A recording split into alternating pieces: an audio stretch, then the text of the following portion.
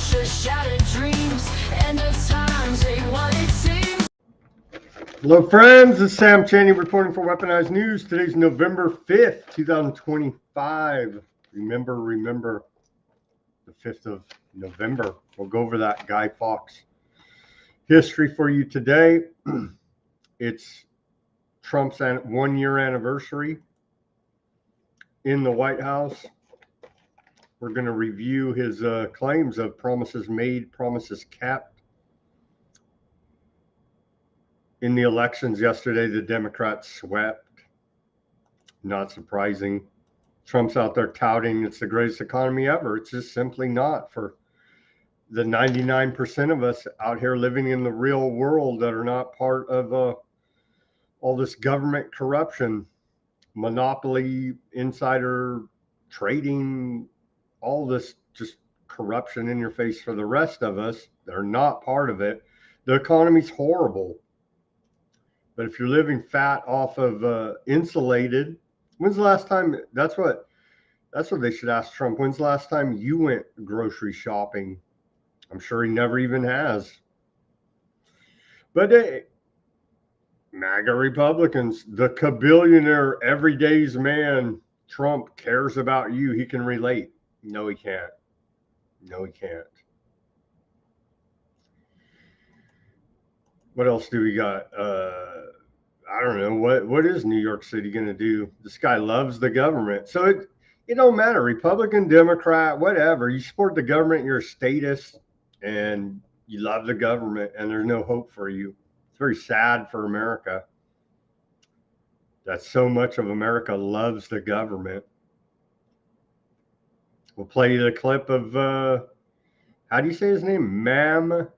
Danny. I guess that's how you pronounce it. The New York mayor.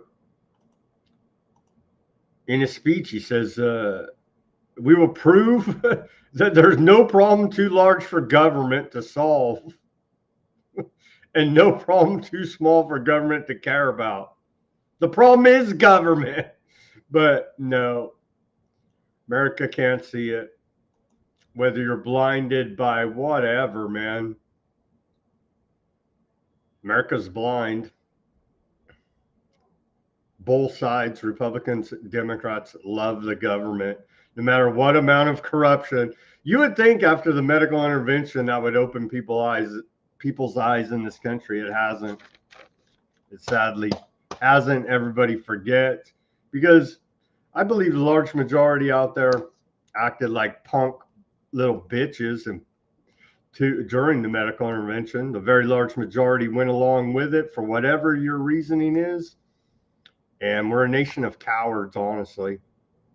And this shows you dependence on government, big daddy government, whether it's a Democrat, Republican, it don't matter. It's that same government. And so congratulations, the government won that election last night. And your faith in it. And no matter what abuses they do, no matter how much corruption is exposed, America loves the government. It's a true sad state of affairs we find ourselves in 2025 here in America. So we'll go over all that, the fallout. They're pedal to metal eugenics, depopulation. Illinois state legislature passed assisted suicide bill. We'll go over that.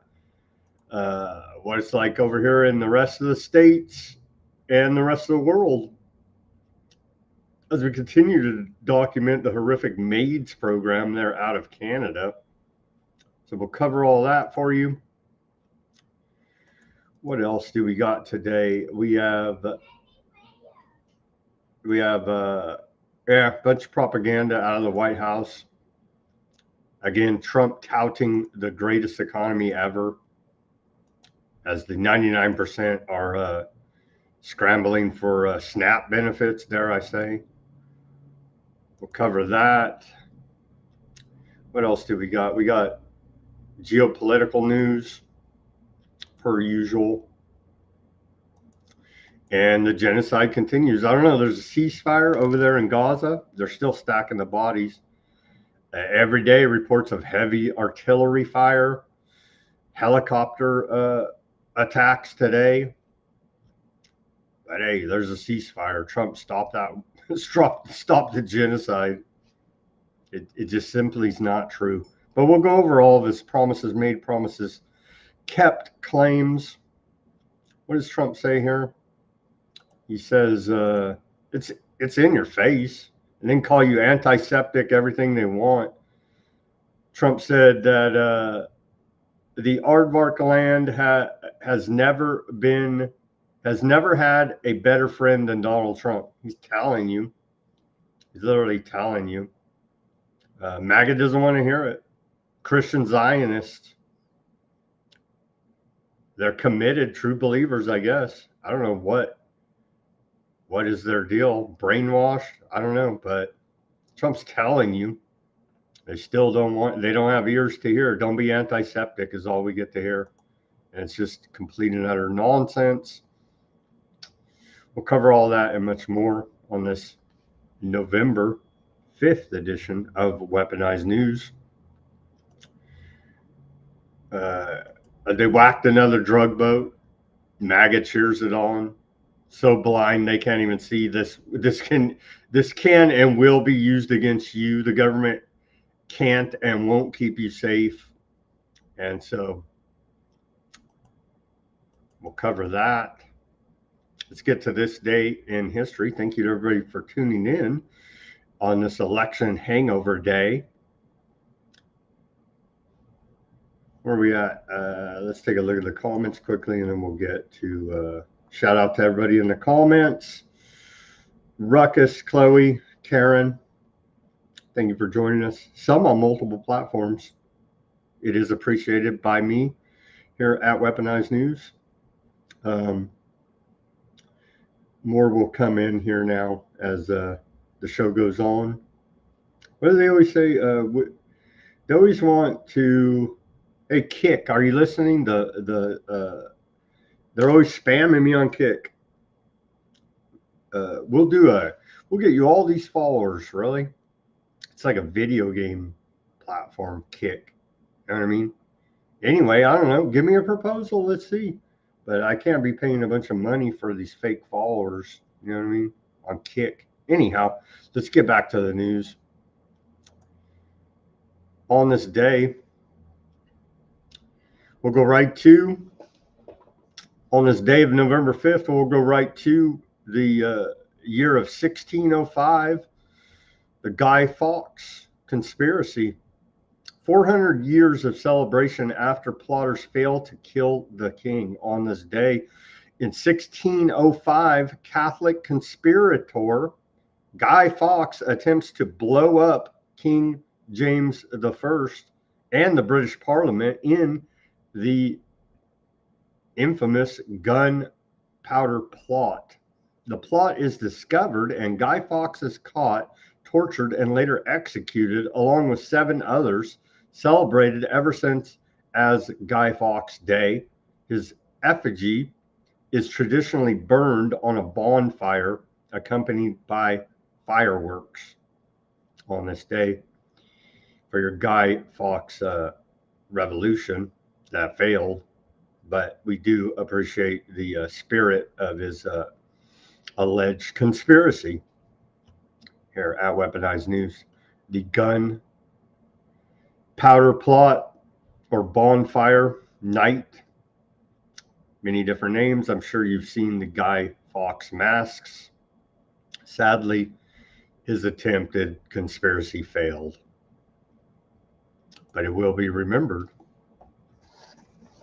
In 1773, on this day, John Hancock is elected as moderator at a Boston town meeting that resolves that anyone who supports the Tea Act is an enemy to America.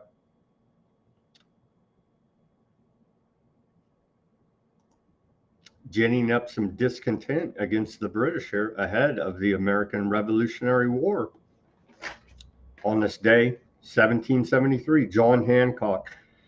In 1872, on this day, Susan B. Anthony votes illegally American women's right to vote advocate Susan B. Anthony votes for Ulysses S. Grant illegally on this day, 1872.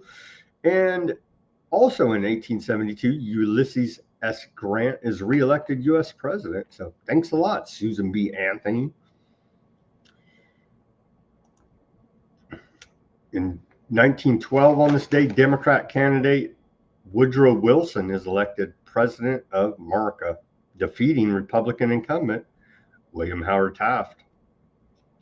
And that's a very bad day for America because we know what came after: the Federal Reserve, World War I, the individual income tax, on and on and on. Woodrow Wilson, elected on this day, allegedly elected. Do we even believe we've ever had legitimate elections? I'm having a hard time believing it here now.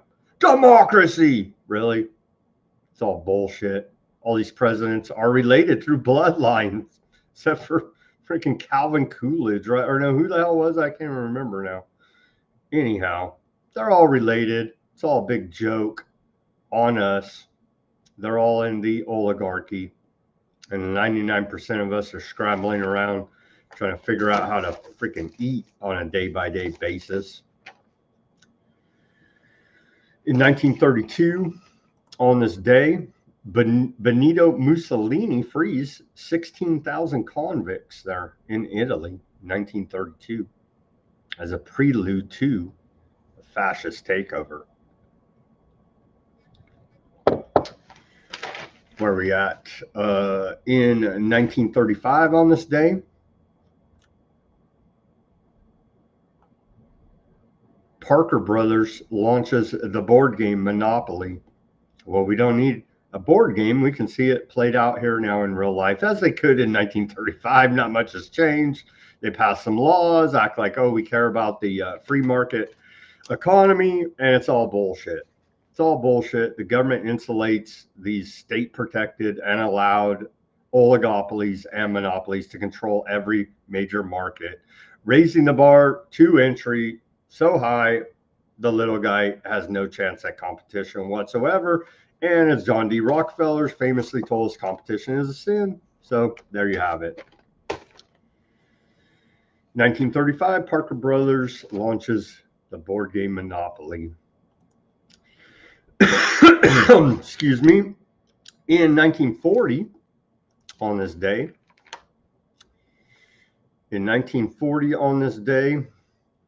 FDR is reelected as president. In 1946, John F. Kennedy is elected to the House of Representatives to serve in Congress on this day. Nixon elected president. Richard Nixon is elected president on this day in 1968. 1979, on this day, Supreme Leader of Iran, the Ayatollah Khomeini, describes the United States as, quote, the great Satan, amid accusations of imperialism and the sponsoring of corruption. I don't know what country he's talking about. It's definitely not America.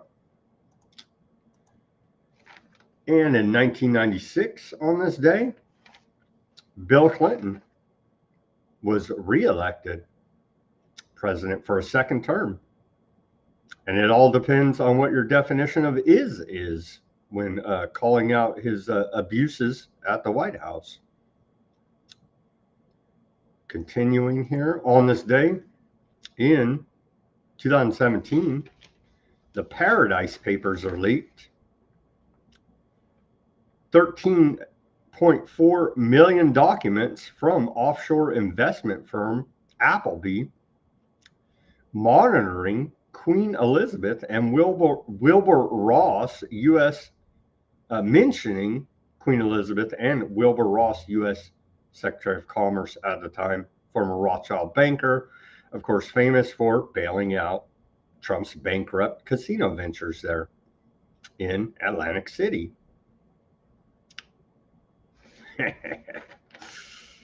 It's all right there. All the corruption of the oligarchy. Who cares? Keep on voting.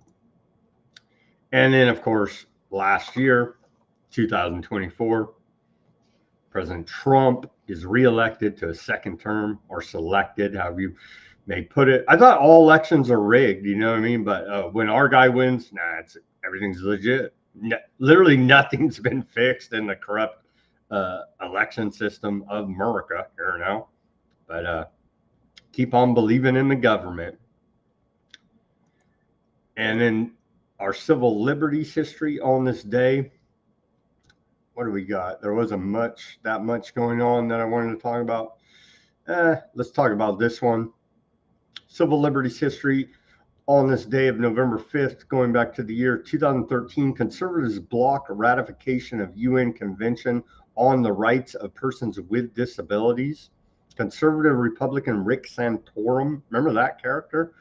A former U.S. Senator and candidate for a Republican nomination for president in 2012, on this day urged the Senate to oppose ratification of the United Nations Convention on the Rights of Persons with Disabilities.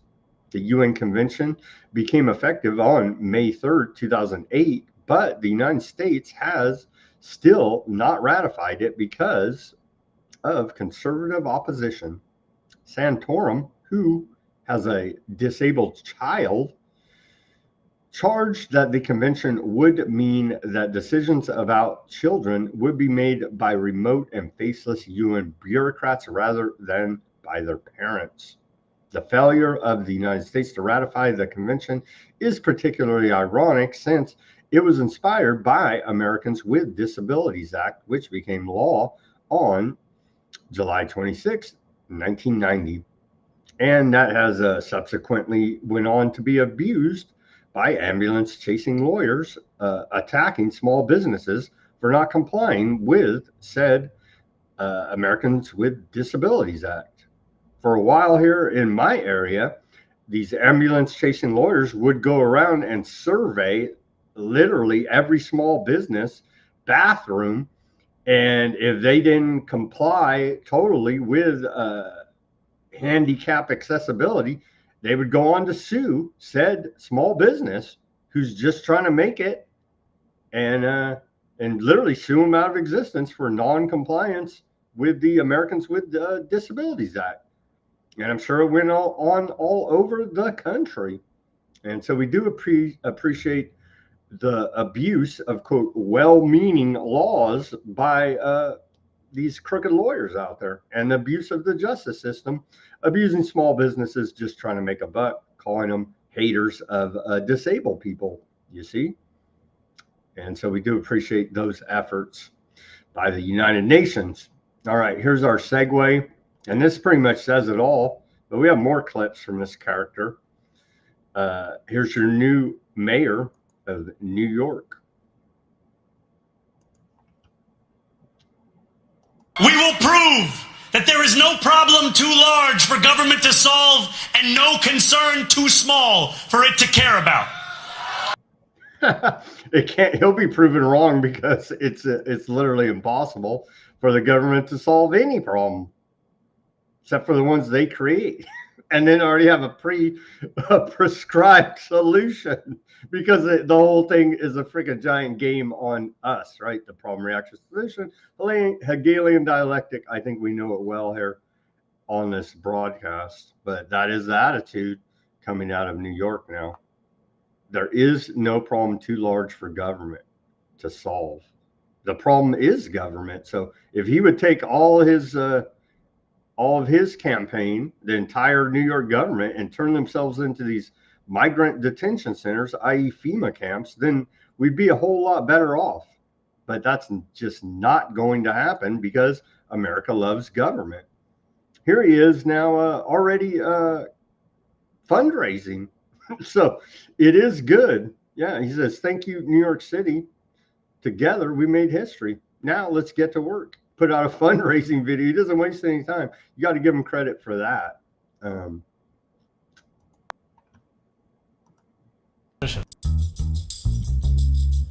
Good morning, New York City. Thank you. Last night we made history, and today we begin the work of making a new administration.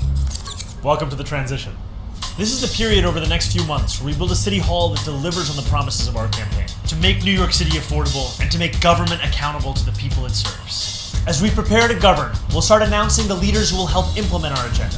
People like deputy mayors who oversee entire areas of government, and the commissioners who carry out the critical work of city agencies. These appointments will be driven by excellence, integrity, and hunger to solve old problems with new solutions. Talking to organizers on the front lines of the fight to improve our city, government veterans with proven track records, policy experts from around the country and the world, and working people who know better than anyone what our neighborhoods deserve. And this will be a period, like the campaign we ran in the city hall to come, defined by transparency. Because New Yorkers deserve a government they can trust. On January 1st, I will be your mayor. New Year's Day, and a new era for this city. Oh, and one more thing. Remember how I told you a few months ago to stop sending us money? You can start again. This transition requires staff, research, and an infrastructure that can meet this moment. And it will be made possible by the people who built and believe in this movement. So I hope you'll make a donation at transition2025.com. Now let's get to work. Government is the problem. Send this guy money. A new era for New York City. Yeah. Here you can donate to him. Here's his website. A new era for New York City. There you go. Shape the future of our city. Donate. It's comical at this point, honestly. And so, yeah, you do get what you deserve. Your love and trust. Never trust the government ever about anything, ever, ever, ever. Don't trust this guy. Don't trust Trump. Don't trust one single person ever that says they're the government, that works for the government. Don't trust them because they're lying criminal scum working for a crime syndicate known as government. So, but donate to him. He's going to help you. Sweep by the Democrats. Looks like a rebuke of Make America Great Again, MAGA, of Trump. We reported last night, but it's looking, well, they've called it here.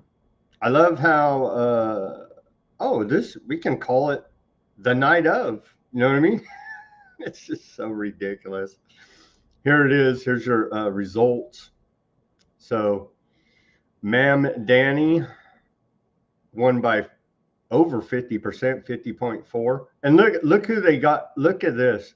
So it's like, yeah, all the candidates are shit. This guy is the only guy who I would even halfway take seriously because he took his cat to vote with him. But he's running around with a red beret acting crazy. So he's like turning him off. He doesn't know what he is. You know what I mean? He's like half Republican. I'm tough on crime, but you know what I mean? This guy's like sketchy and was having like episodes of outbursts, all this kind of crazy stuff. Como admitted and apologized. Well, yeah, I actually did, during the medical intervention, yeah, we put a bunch of infected people in with the most vulnerable at the nursing home, and they all were terminated, as was the plan. He left that part out, but you know, and so this is what they had to choose from. Little garbage. Eric Adams, disgraced Democrat now, all kinds of scandals. And so, yeah, this is what they got. The Muslim, socialist, communist, whatever. It's all the same, though. They all love the government. So you might as well just put government lovers and just make that the party. There's no difference.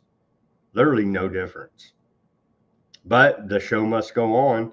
New Jersey governor race there. This woman, Mickey Sherrill, she won. So woman power. And then a woman over there, Abigail Spanberger, she won the Virginia governor race. So, yeah. They won a bunch, man. And then, of course, Proposition 50 over here in California passed. It's laughable. It really is laughable. They're going to rig it. They're going to gerrymander the gerrymandered districts that are already gerrymandered. And I saw exit polls. It's just like, The majority of Californians thought they were voting to impeach Trump, one exit poll said. Uh, the majority want an independent commission to outline said congressional districts. That's not what they voted for last night, Proposition 50 here in California. What did Chuck Schumer have to say? Base Chuck Schumer says Democrats swept last night in nationwide local races across the country. New Jersey, Virginia, Mississippi, New York, Pennsylvania, Georgia. Why? Because Americans are fed up with failed Republican agenda.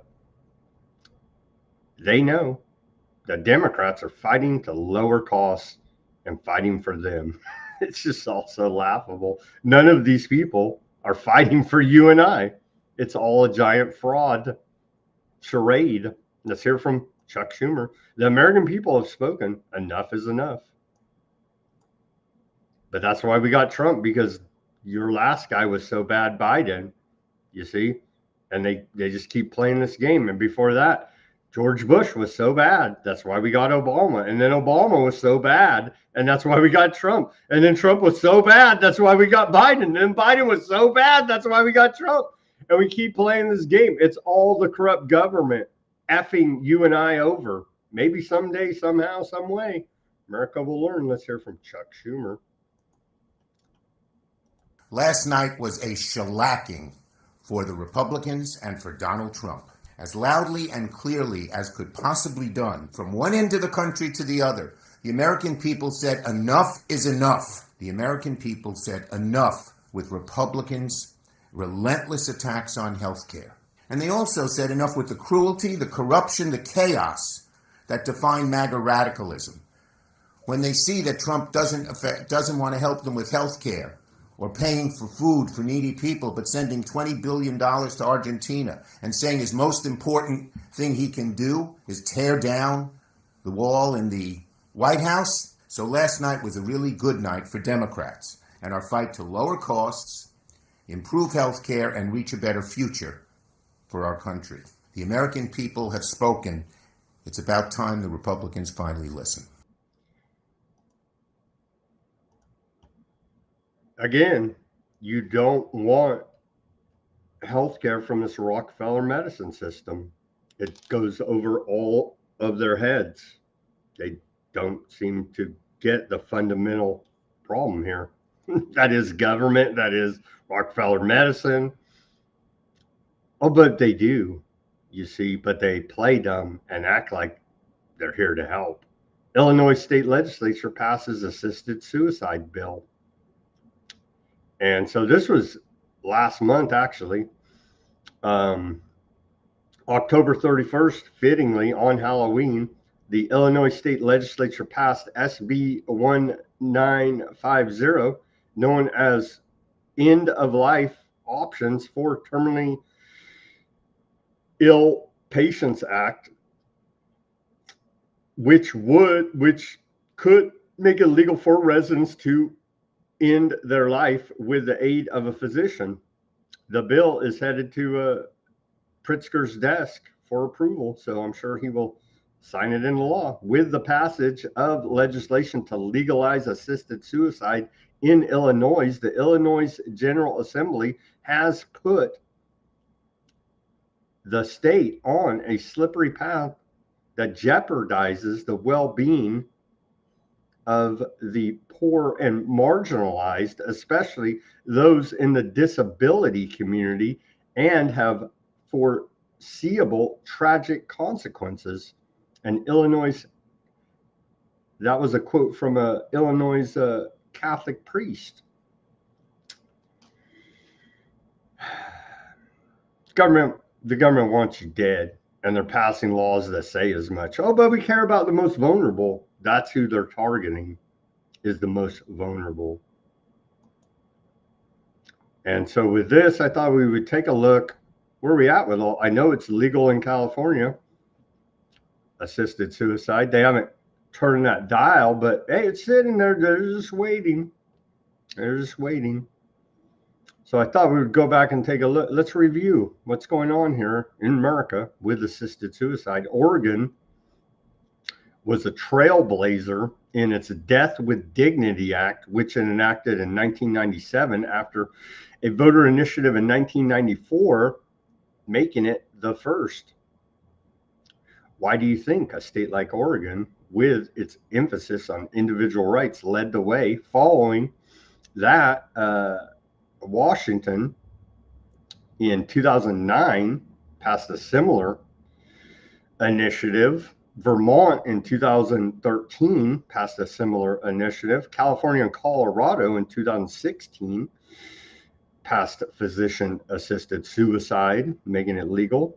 Washington, D.C., similar legislation in 2017. Hawaii, Maine, New Jersey, all in 2019. New Mexico, 2021. And just last year, Delaware in 2024. And then this year, Illinois. So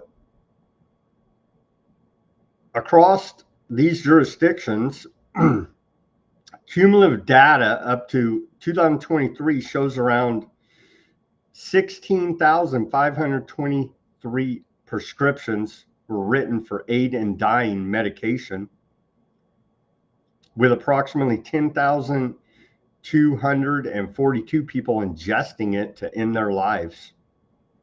So not quite at the clip they want, but it's all the infrastructure's in place here now to turn that dial to 10, to say you're mentally ill for being a political dissident, for saying I don't agree with Democrats or Republicans. Well, you're mentally ill. It's time for you to go ahead and sign up for the physician assistance in dying program, as they're doing in Canada right now. And so thankfully, roughly 6,000 people did not take that aid in dying medication. But it doesn't go all the way back to the mindset of, if you're really that bad, I guess if you're crippled and can't move at all, then you may need some assistance. But do you really need the state's permission? And I'm not advocating this any way whatsoever. I'm 100% pro-life. But do you really need to ask Big Brother state's permission to take your own life? That's what they're implying here. Let's take a look at the rest of the world. This is one world government eugenics depopulation program, implemented different in different countries. The Netherlands and Belgium both legalized physician assistance in dying in 2002. Switzerland has allowed assisted suicide since the 1940s. And so that's very good of Switzerland, right? But without active euthanasia. Luxembourg legalized it in 2009. And then, of course, Canada in 2016, Colombia in 2015, Spain, New Zealand in 2021, Austria 2022, Portugal 2023, Ecuador in 2024. Australia legalized it state by state, starting with Victoria in 2019. Now it's legal in all 6 Australian states. Germany allows assisted suicide via a 2020 court ruling, and Italy has limited provisions since 2019. That's overall a dozen countries that have it going on there. In the Netherlands, 8,720 people used the medical assistance in dying program in 2022, mostly for cancer. And that is horrific and tragic. I do agree. But again, run from the cure.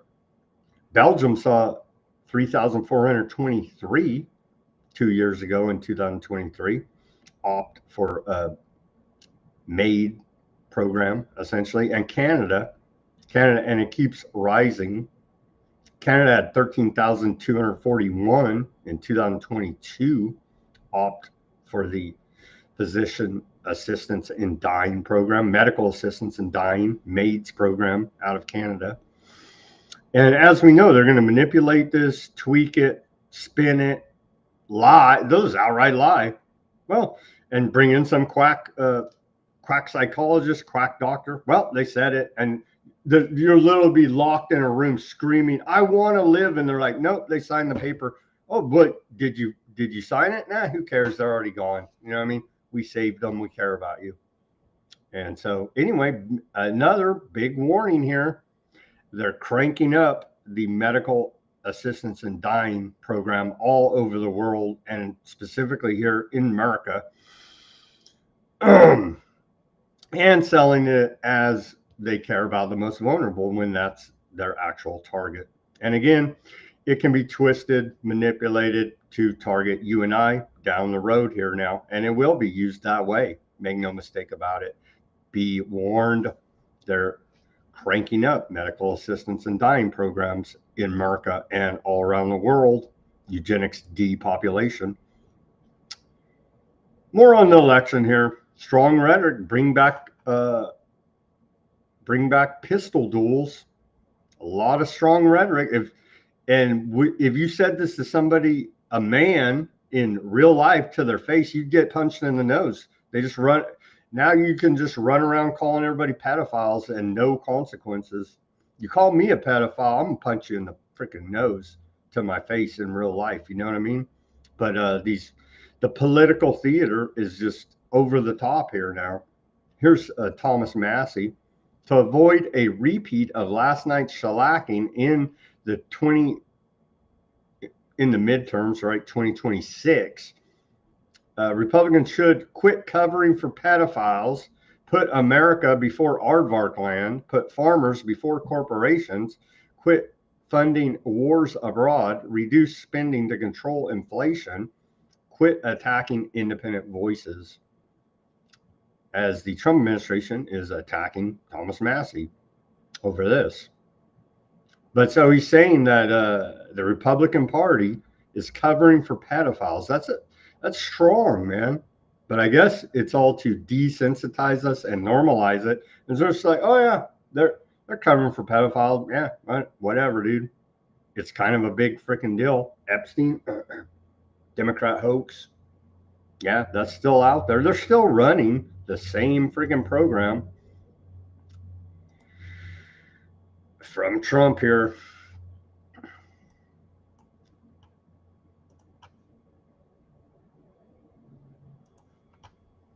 The radical left Democrats are causing millions of Americans who depend on food stamps to go without benefits. They're forcing federal workers to go without paychecks, and they're stranding thousands of travelers at the airports. And you understand it, and they understand it. All because they want to return to the failed Biden policy. That was earlier today from Miami. Trump says it's time for Chuck Schumer and the radical Democrat Congress to stop playing games with people's lives and to pass a clean funding bill that they've done 30 times before, and to reopen government immediately. And then Chuck Schumer's reply to that: Donald Trump is depriving hungry Americans of SNAP and treating Americans as political pawns during this shutdown. Democrats, independents, and even Republicans rejected Donald Trump's policies and rejected hard right elected officials last night. Trump's continued weaponization of hunger is heartless and vile. This plan will delay benefits for every SNAP recipient and could mean some elderly or disabled Americans, veterans, and children will receive nothing. And we know that Democrats really care about all of those vulnerable groups.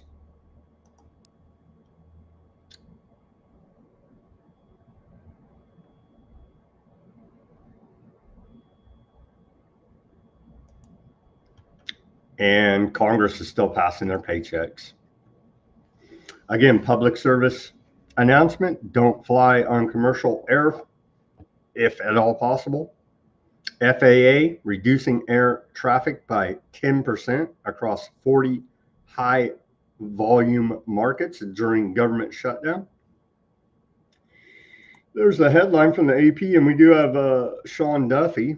And I guess we got a new nominee for NASA holiday travel mayhem as thousands of flights to be canceled at airports across the country due to government shutdown. The FAA is reducing air traffic by over 44,000 flights. And then here's the announcement by, I guess this guy's still acting interim head of NASA, but another guy has been nominated to replace him, not taking the place yet. Anyhow, here's Secretary of Transportation, Duffy, telling us about it.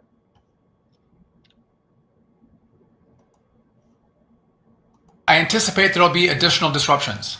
There'll be frustration. We are working with the airlines. They're going to work with passengers. But in the end, our sole role is to make sure that we keep this airspace as safe as possible. The administrator is going to talk about all of the tools we're going to deploy. One of them, though, is going to be that there is going to be a 10% reduction in capacity at 40 of our locations. The administrator is going to tell you that this is data-based. This is not based on what airline travels, has more flights out of what location.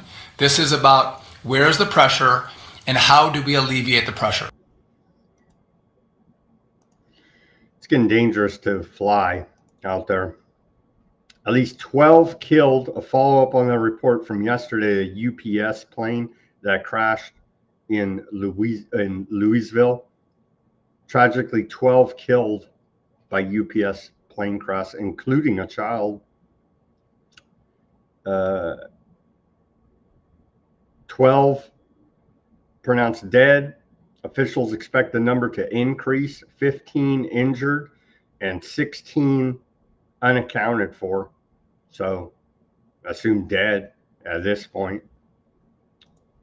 Here's a short clip from the press conference.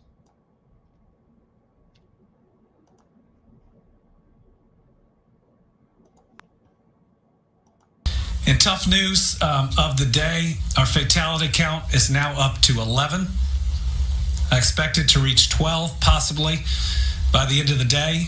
And there are a handful of other people that we're still searching for that we hope weren't on site and that we hear were somewhere else. The other piece of news is we are moving from a rescue to a recovery mode. We do not expect to find anyone else alive in the area. Be careful flying out there. Hey, the government shut down, but the White House is still trolling pretty hard, trolling this reporter out of the Daily Beast. The Daily Beast reporter here, Hugh Doherty, he says, everyday life for Daily Beast journalists dealing with the White House, being called a moron, effing blind, mentally ill, or a crackhead, and then trolling him. The White House responded with this meme, hurt feelings report.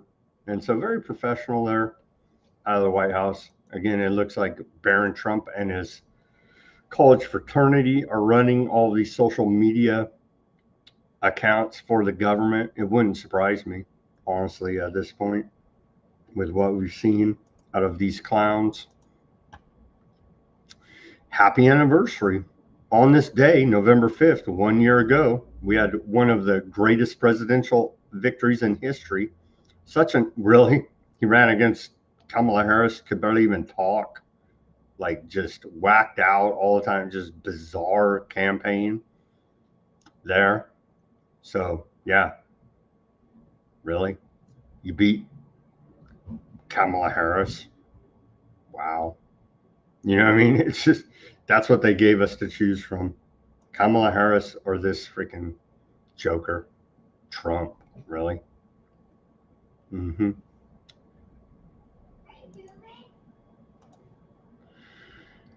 They keep on coming with the, somebody's getting paid there to pump out propaganda at the White House. Here's a propaganda video out of the White House celebrating the anniversary of Trump's election. What a feat to defeat Kamala Harris. Like, what a friggin' joke. Donald Trump has won the 2024 presidential election. What has happened to America? What has happened to democracy? What has happened to freedom?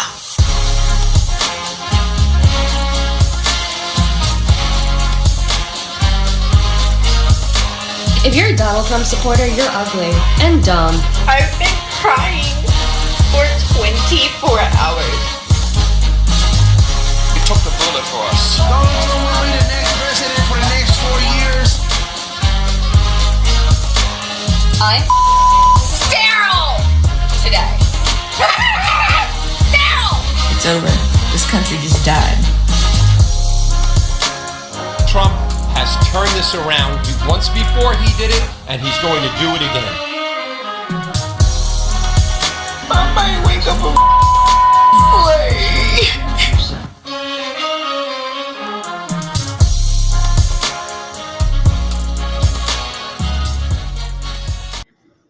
Yeah, well, you laugh and troll the Dems and libs, own the libs.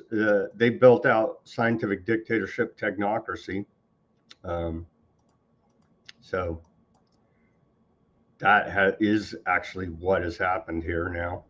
Here's Trump and Mr. Technocracy, J.D. Vance as vice president, a heartbeat away from the president, the GOP frontrunner for 2028.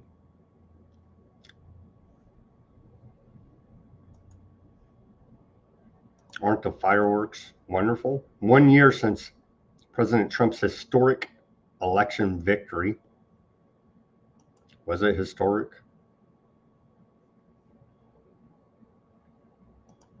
And then the mugshot. That's posted by your Treasury Secretary, Bitchute.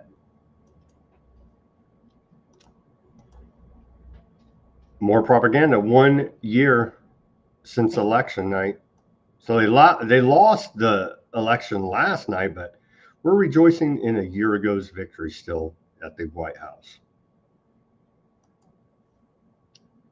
If you're up late with us on the West Coast, Donald Trump is on the verge of returning to the White House at this hour. What you are seeing is Donald Trump on the precipice of the greatest comeback in American political history. And we've never seen anything like this. Here he is, risen from the ashes yet again. The Fox News decision desk can now officially project that Donald Trump will become the 47th president of the United States.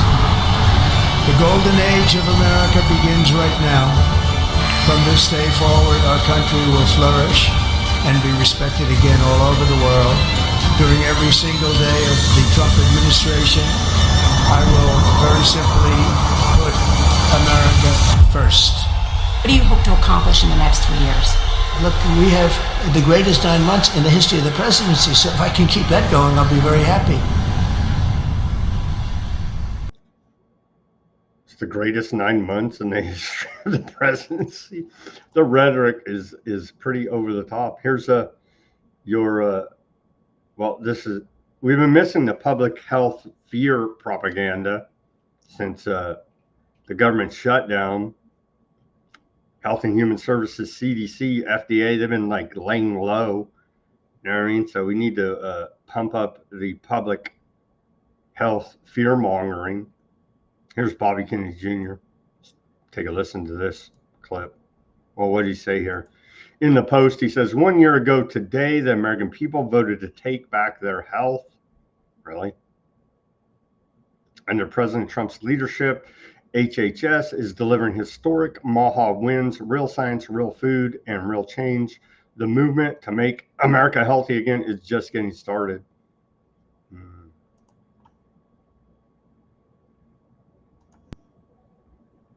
For decades, Americans were lied to about their health. Get Kellogg's new Sugar Smacks. Behind closed doors, special interests thrive. It's a better cigarette. While the health of our nation collapsed. There is grim news today about the state of America's health. 76.4% of Americans now have a chronic disease. Rates of obesity have continued to rise over the last few decades. 8 out of 10 of our kids cannot qualify for military service.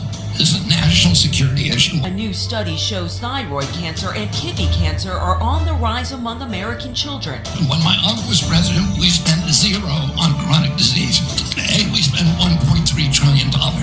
Autism rates have hit a record high, according to new CDC data released this week.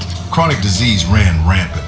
Our children's health was put at risk, and Washington stood by and watched. Senator, you've presided here, I think, for 32 years. You've presided over the destruction of the health of the American people. Well, Our people are now the sickest people in the world. Seriously. Because you have not done your job. But the American people demanded change. They voted to take back their health. Robert F. Kennedy Jr., we're joining forces to defeat government corruption, restore free speech, and make America healthy again. We're going to make America healthy again, you know? Under President Trump and Secretary Kennedy's leadership, the movement to make America healthy again has begun and made historic progress. At the Department of Health and Human Services, the greatest minds have come together to end regulatory capture and fix what Washington broke, but most importantly, to end the chronic disease epidemic. Dr. Jay Bhattacharya at NIH, Dr. Marty McCary at FDA, Dr. Mehmet Oz at CMS, and Secretary Kennedy leading the charge at HHS. Together, this all-star team is rebuilding America's health with historic wins. We're stopping the use of taxpayer dollars to buy junk food that makes Americans sick. Nearly 100 MAHA bills have been passed in states across the country. We're ending the loophole that lets untested chemicals sneak into your food. We're restoring mothers' trust by removing heavy metals from baby formula. We're bringing honesty back to vaccine safety. No politics, no profits, no mandates, just transparency, informed patient consent, and real gold standard science. We're investigating the root causes of autism, delivering answers to the families the government has long avoided. We're rewriting America's dietary guidelines to put health, not industry, first. We're cleaning up America's food. No more toxic dyes, only safe, natural ingredients. We're restoring honesty in drug ads so Americans get facts, not Big Pharma's deceptive spin. We launched a new transparency tool to restore integrity and trust back to the organ procurement and transplantation network.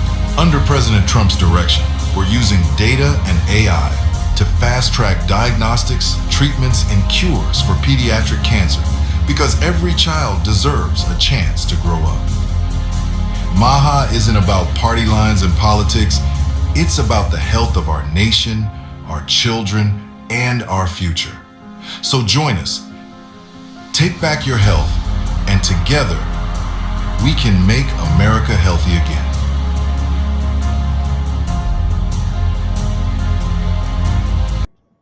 Yep, never trust the government or Rockefeller medicine system. Sorry to tell you. Yeah, Fat Bob got a little ahead of it. He said, what he said about the dye there. Yeah, they got the dye out. Okay, where are we at? We're at the, this is going to be long, right? Because they posted a lot here. I guess I'll take my commercial break now because this is going to be, we got to review Trump's anniversary, 1 year in office, promises made, promises kept 1 year later. And so they put out quite a lengthy post here from the White House that we'll go over. But before that, let's take our live commercial break. Everybody go to weaponizednews.com, get yourself a holograph sticker, a white background sticker, or a clear background sticker. Put it on your laptop, your bumper, your guitar, your hard hat, your work locker, your Cybertruck. Help spread the word about independent reporting and analysis, brought to you here 5 days a week, Monday through Friday, 5 p.m. Pacific, 8 Eastern time, streaming live at weaponizednews.com. We got the stickers over there. Go to the store. We have quite a few Weaponized News branded items. We have baseball caps, newborn onesies, The little cap for the little kids.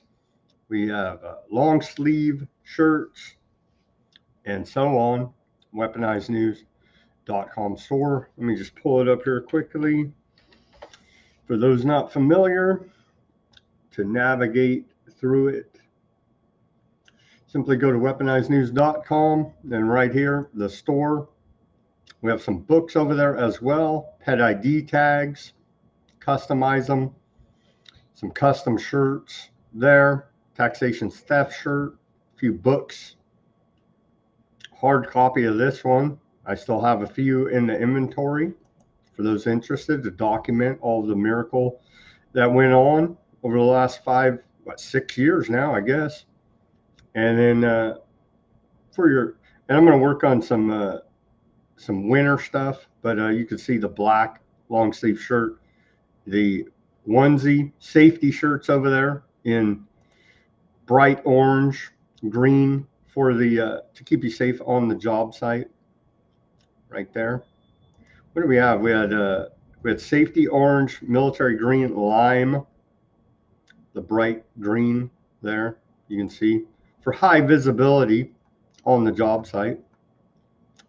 And so all of that is available at Weaponized News store. And then the newest edition, You Don't Hate the Government Enough hoodie. So a lot there. I've been working on the store to try to bring up, help fund this operation. So all of your support is truly appreciated. Go to weaponizednews.com. You can donate if you don't want to purchase any items from the store. Donate button right there on the front of the website. PayPal, secure link right here. We'll take your donation in the description below this video.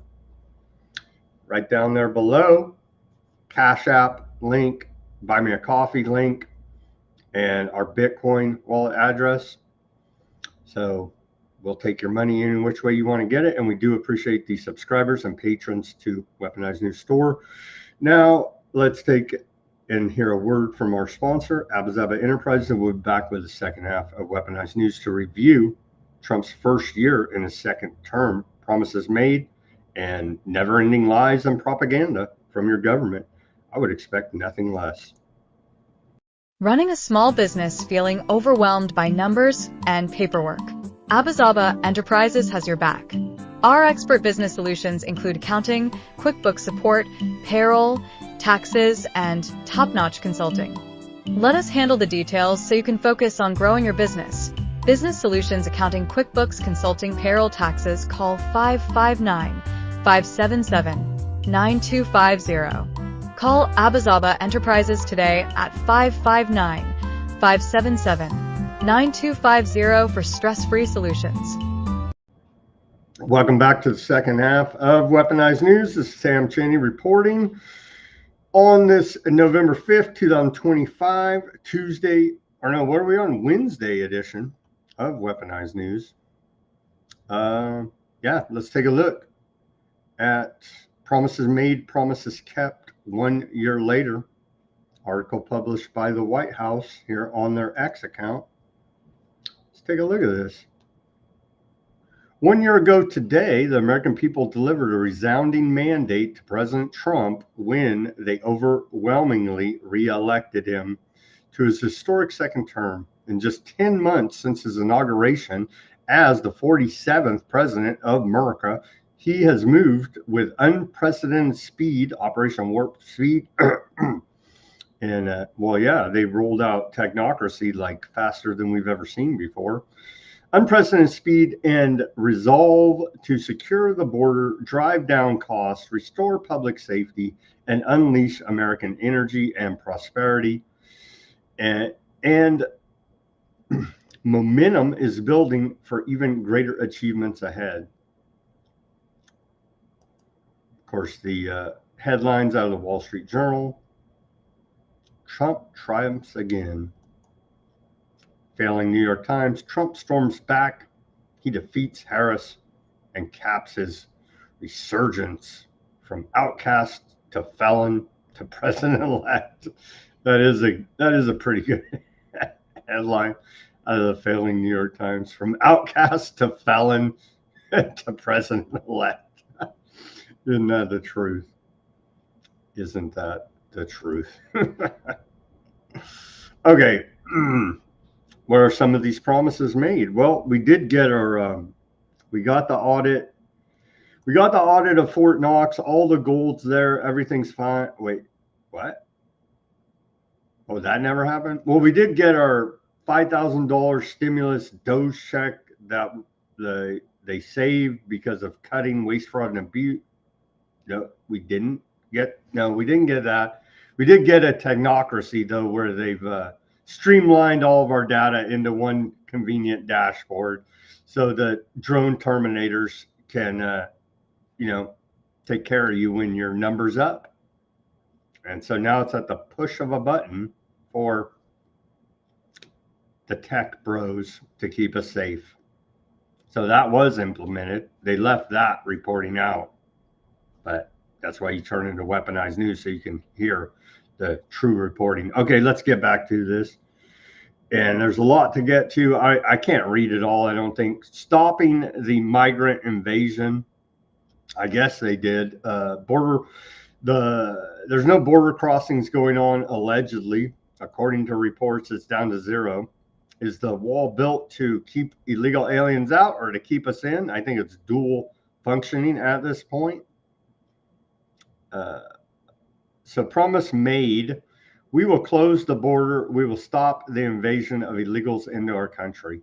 So I think they did do that. But again, for dual purpose here now.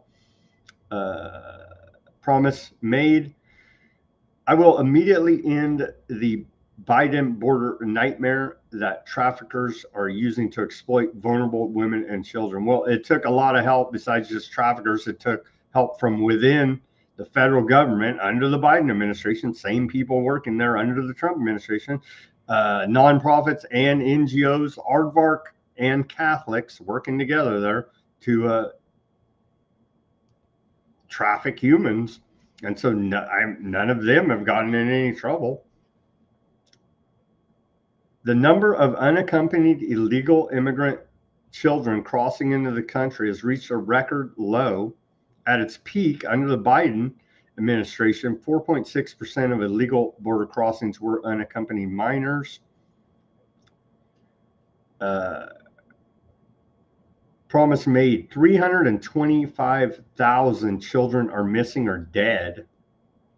And so where's the accountability for the last administration that allowed this tragedy to happen? After the Biden administration lost track of 325,000 migrant children, the Trump administration has located more than 13,000.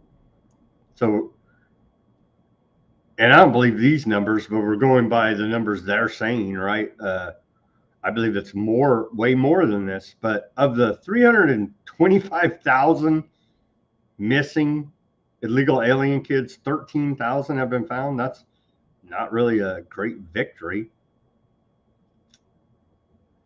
So that's the immigration. I will end catch and release. They did. I will reinstate remain in Mexico policy. They did.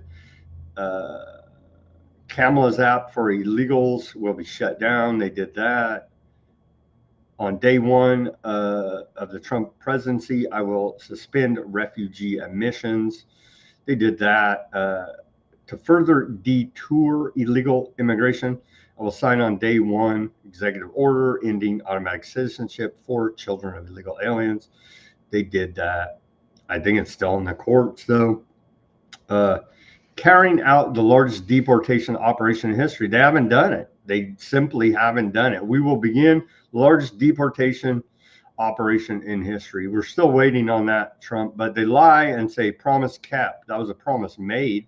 Every single day, the Trump administration is removing illegal alien killers, rapists, gangbangers, drug traffickers, and other violent criminals off our streets and sending them back. The fact ICE arrests under President Trump have already long exceeded last year's data amid relentless nationwide enforcement.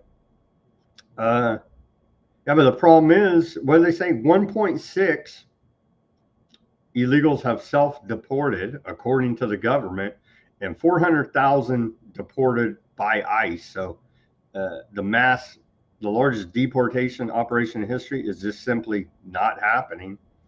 So that's a promise not kept. Stopping the migrant crime epidemic, I guess you could say they did that. Was there even a migrant crime epidemic in this country? I guess you could say they did that. I don't know. I'm still on the fence about it.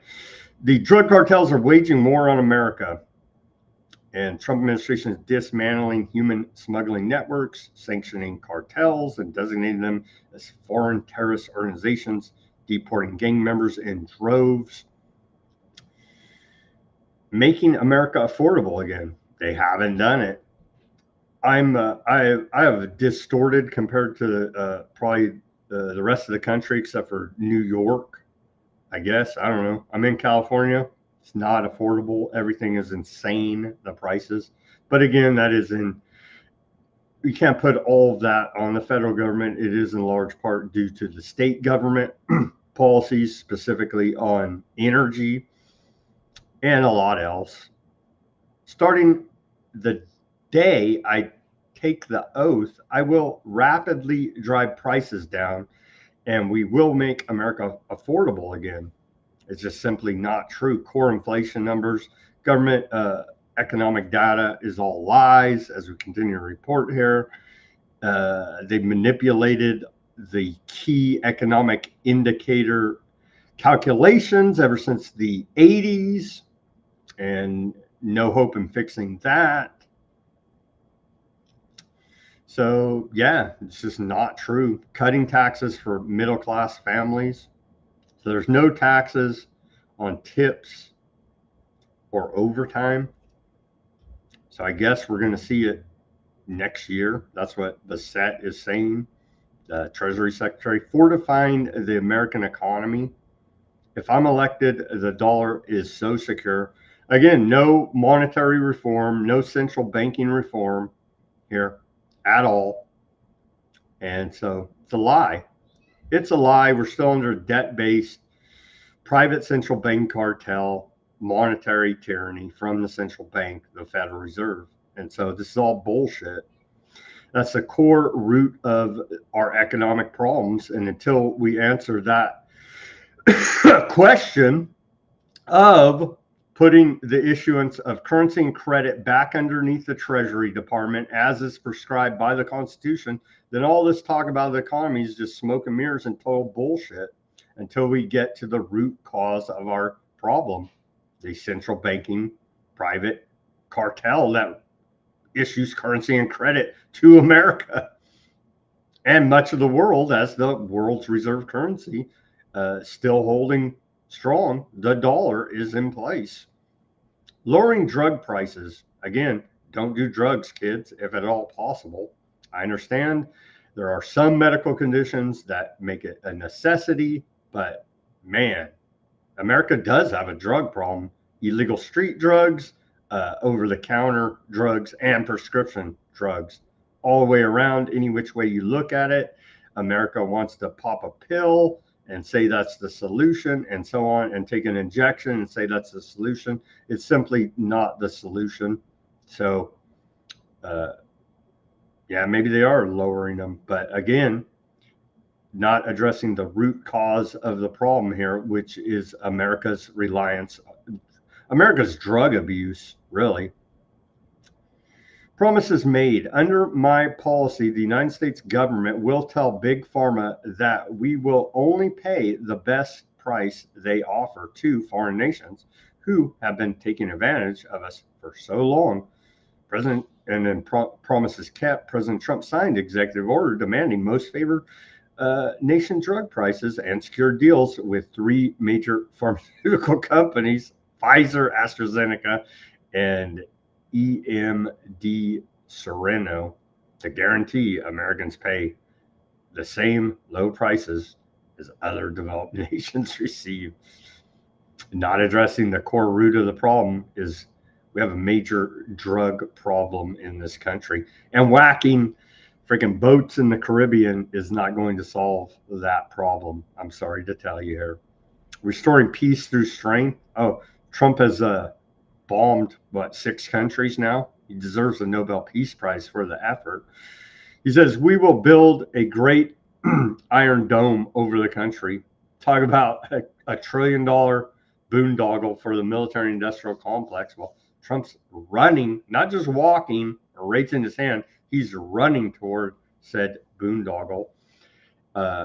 Also giving the Pentagon, who can't account for any funds since it was mandated that they pass a financial audit, in 2018, I believe. They still, or I forget, 2018, yeah. I think that's the correct year off the top of my head. Still never have passed a financial audit, but Trump says, hey, what the hell? Have $1 trillion and never account for the funds, because peace through strength, you see. Strengthening and modernizing our military. Well, we just went over that. Unleashing American energy. Well, they are pushing back heavy on the whole UN agenda for climate change, right? But again, not suppressing alternative breakthrough energy, right? And so it is, again, Rockefeller oil, drill, drill, drill, baby, which is not sustainable for the future. But I guess this is what we get. Negotiating better trade deals. Are we getting better trade deals? Trump says we are.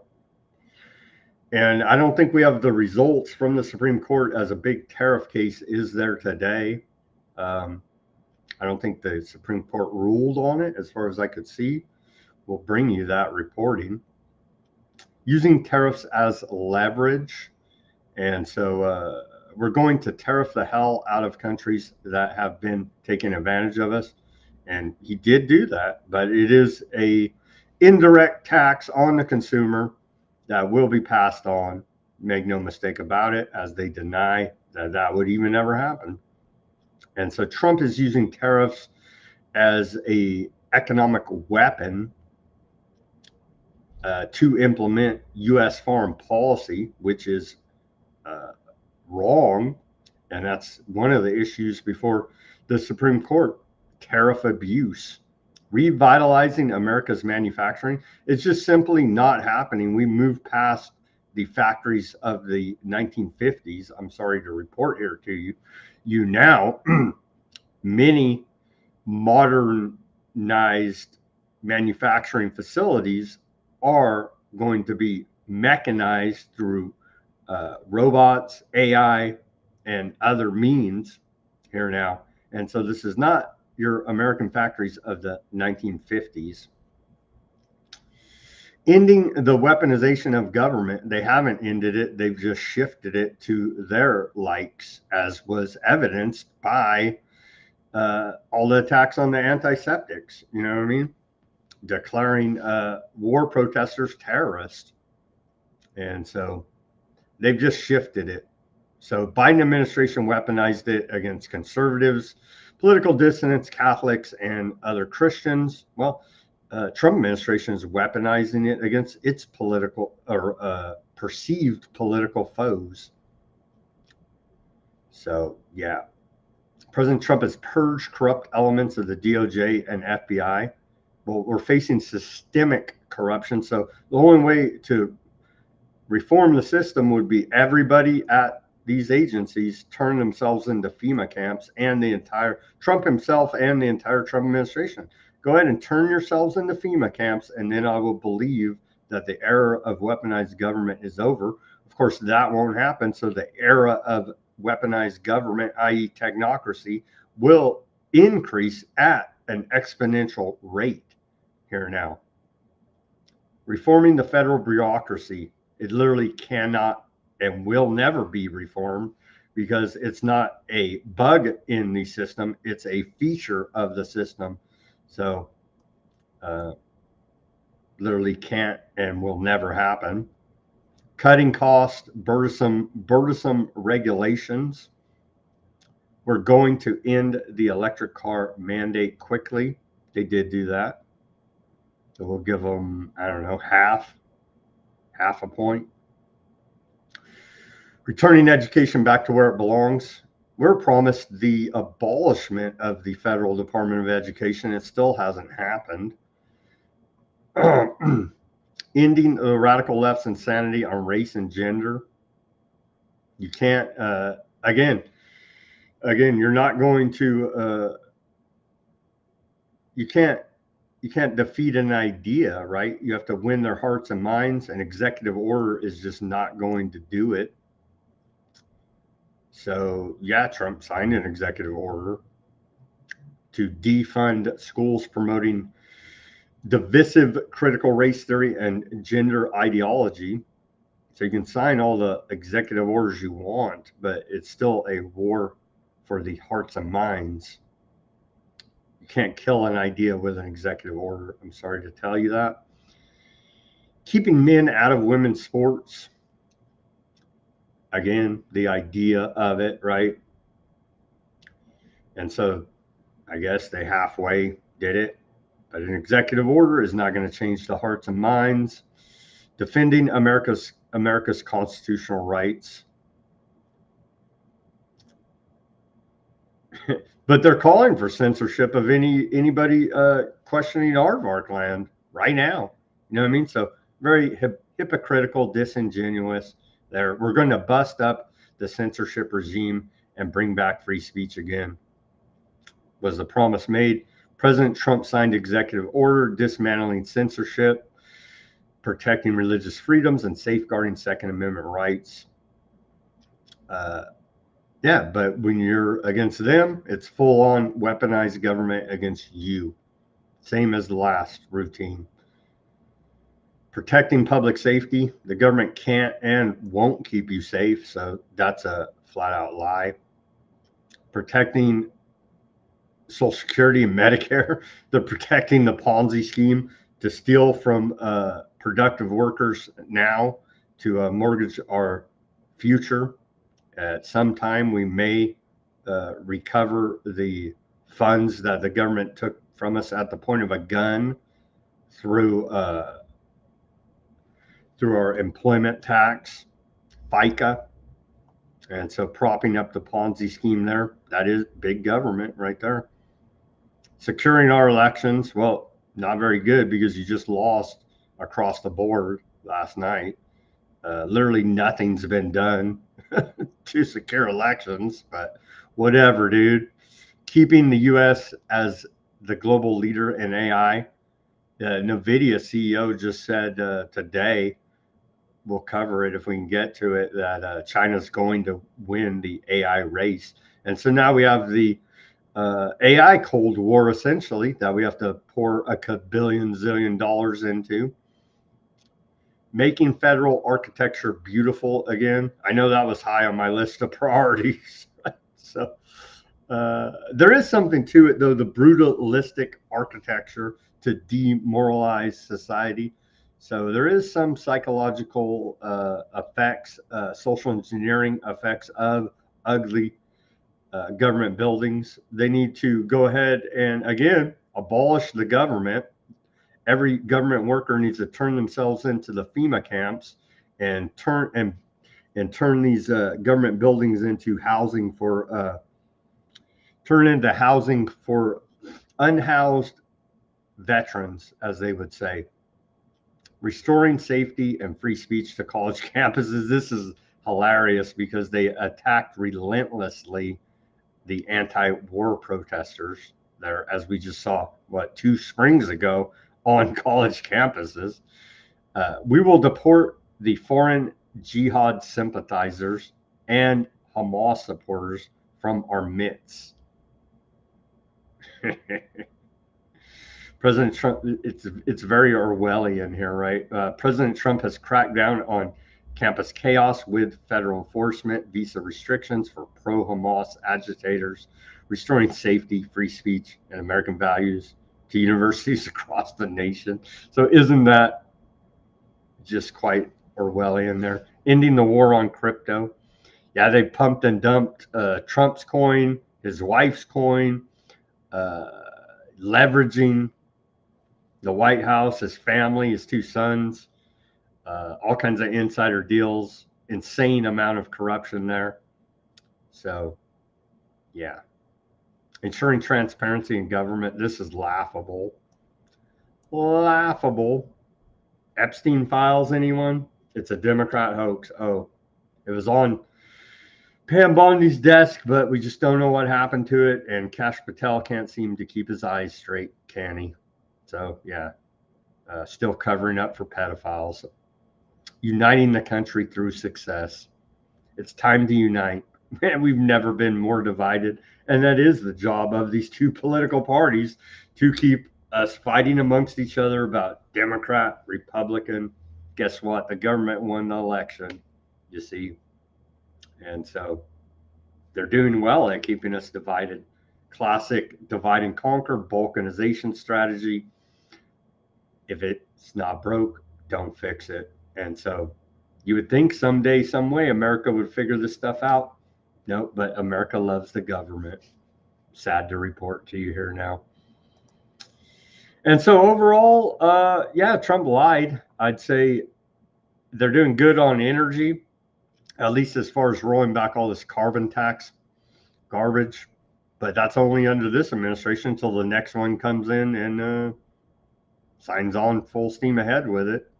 And they're doing good on border security. But again, is that to keep the illegals out or let us in?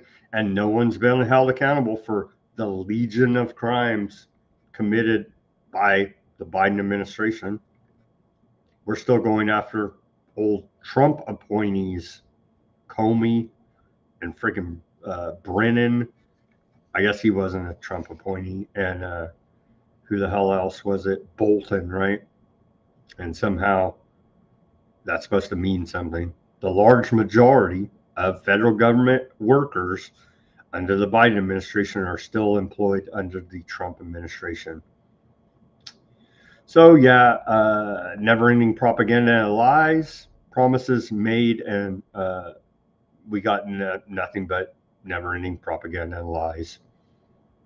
And it's all enabled by your love of the government. Not our audience, but the American people.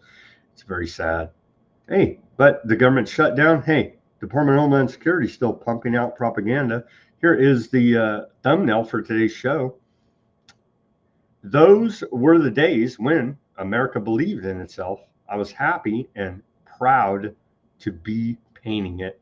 Norman Rockwell, A Scout is Loyal. Norman Rockwell, 1942. And now they've turned the Boy Scouts into a child rape program.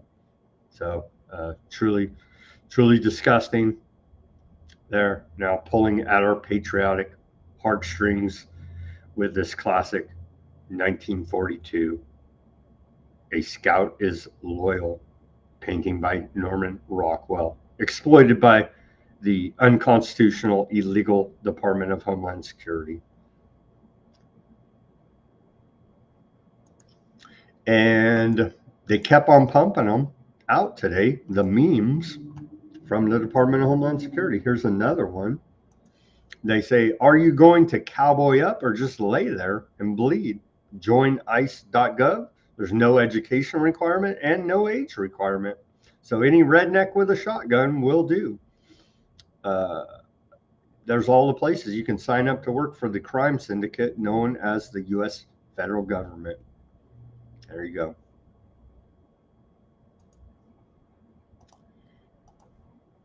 And then the classic Chuck Schumer meme, every day gets better for us. Classic based Chuck Schumer until they open the government. And then the classic safety dc.gov of the boot stomping on the face of humanity forever. Task Force. There you go. It's a real government website, and they found it. They saw it fit to go ahead and put this graphic on there. It's still shocking to me. It shouldn't be, but they're literally telling you the boot stomping on your face there, a la Orwell, 1984. All right, where are we at here? We got like a half hour left. Well, let's get into voters prioritized the economy above immigration and crime in the election, according to the AP voter poll. Economic worries were the dominant concern as voters cast ballots yesterday. The results of the expansive survey of more than 17,000 voters in New Jersey, Virginia, California, and New York City suggested that the public was troubled by an economy that seems trapped by higher prices and fewer job opportunities. But how could this be true? Trump says it's the greatest economy ever. Here's New Jersey. Voters focused on economic issues, taxes, the economy, healthcare, immigration, crime. We're told there's a crime emergency. Make no damn sense, right? You're worried about taxes, but you elect a Democrat. So it's not really jiving here. Well, thankfully, Wall Street bankers set to receive biggest bonus in 4 years. Johnson Associates consulting firm is reporting. At the same time, salary growth is poised to slow, while AI is expected to reduce the workforce by up to 20% over the next 5 years. So at least Wall Street bankers are getting their bailouts. Here's Trump with another idol. And so they do know how to play Trump to his vices. And one of those vices we've come to notice here at Weaponized News is his love for idols. Here he is getting the key to the city of Miami as he's putting on this business conference earlier today in Miami. On behalf of the people of Miami, it is my privilege and honor here on behalf of my wife, the America Business Forum, Nacho, Sergio, and everyone to give you like real estate, right? I do. Yeah. This is a key that opens some really nice presidential library real estate.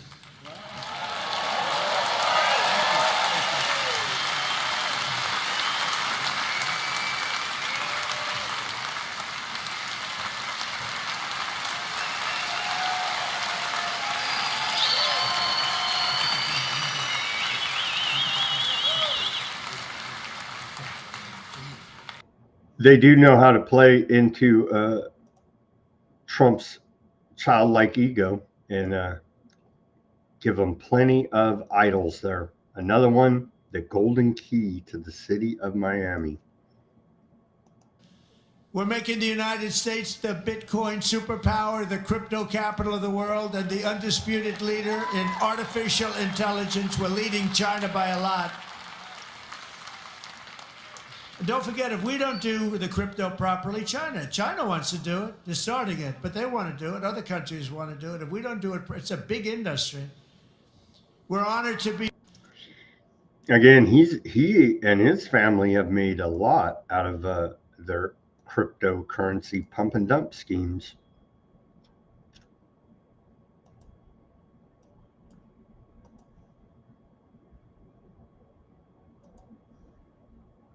But the communists, Marxists, socialists, and globalists had their chance, and they delivered nothing but disaster. And now let's see how a communist does in New York. We're going to see how that works out. And we'll help them. We'll help them. We want New York to be successful. We'll help them a little bit, maybe. For all of these failed and discredited, really discredited if you think, ideologies of the past, their day is over, their grip is broken, and their time is absolutely done. The golden age of America has begun, and we are just getting. The ideology of loving the government is what's failed here now. Whether it's Republican, Democrat, whatever label you want to put on it. Again, strong rhetoric here from Trump. Our country was run by radical scoundrels and far-left bureaucrats who created one catastrophe after another, wrecking our economy, erasing our borders, and surrendering America's power and standing all over the world. Trump locked the economy down during Operation Warp Speed. But after just 1 year since that glorious election, I'm thrilled to say that America is back. America is back. Bigger, better, stronger than ever. And in conclusion, jobs are returning, businesses are booming, and America is respected again, perhaps like never before. Our country is respected again like never. They were They're still laughing. Listen to this claim by Trump. He claims that since January, 100,000 bureaucrats have left the federal government payroll. Is this true? There's like over 2 million that work for the federal government. And to curb inflation, we've slashed the size of government for the first time in years, and we're waging total war on waste, fraud, and abuse like we've never done before. Since January, 100,000 bureaucrats have left the federal payroll. Government spending is down 2.5% this quarter compared to 1 year ago. Think of that. And in stark contrast to last administration, 100% of all new jobs created in America under my administration have been created in the private sector. Again, replaced by technocracy. He always seems to leave that part out. Here he claims that he's lifted 600,000 Americans off food stamps.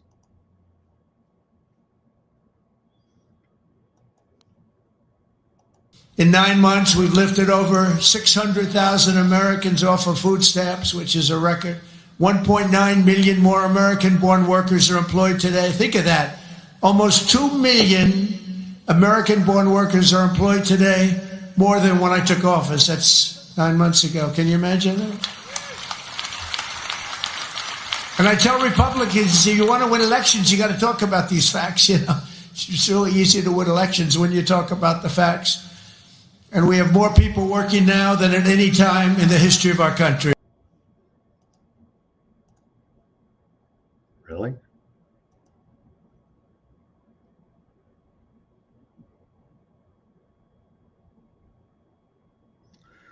Wages for workers are rising at a faster pace at the fastest pace in 60 years. It's just simply not true. President Trump is making America affordable again. Egg prices are down, gas prices are down, interest rates are down. Typical new mortgage is down. Back to the same fundamental question. Nothing will ever be fixed here as long as we have a private central bank cartel setting our monetary policy, i.e. the Federal Reserve. What does he say? Walmart just announced that the cost of their standard Thanksgiving meal is down 25% lower from last year. That's what Trump's claiming. Here's the claim from Treasury Secretary Bitchute. He should be screaming, end the private central bank and put the issuance of currency and credit back underneath the Treasury Department. Never heard a peep about it from Scott Bitchute, Treasury Secretary. Says, wait till next year. You're going to really see it. Mm-hmm. As you may know, I am also not only the Treasury Secretary, but I am the IRS Commissioner. And I can see what is happening with withholding. So the president's working class, they had tax policies, no tax on tips, no tax on overtime, no tax on Social Security, deductibility on auto loans of American-made cars. No one has changed their withholding for 2025. So in the first quarter of 2026, working families are going to see very good refunds coming out. They will change their withholding on January 1, so they will get real wage increases. And, as you said, inflation is under. Let me tell you a solution here. Totally safe, legal, and peaceful is everyone that's an employee, a W-2 employee, you put 0 on your deductions and don't let them withhold anything. Don't let them withhold anything until your taxes are due. Then you simply pay your taxes that were not withheld from you.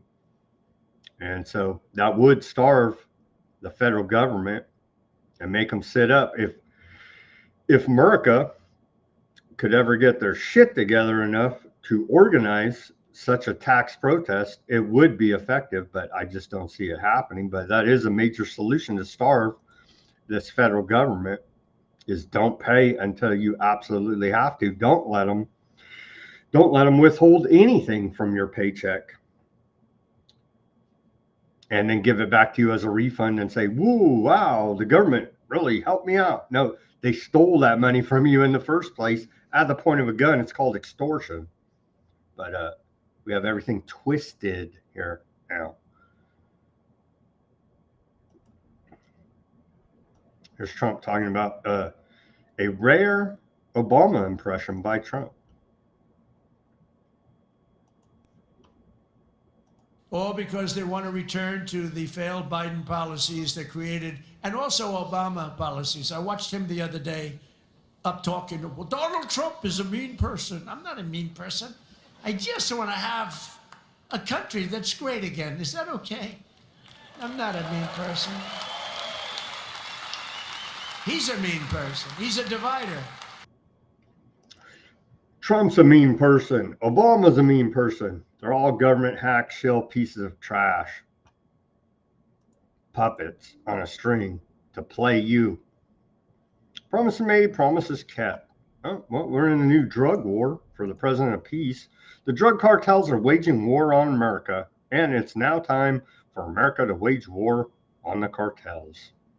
Promise made, promise kept. Trump administration labels 8 Latin American cartels as foreign terrorist organizations.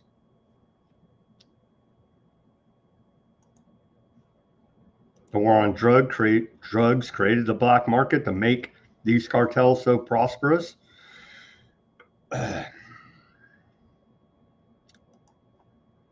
Doesn't matter.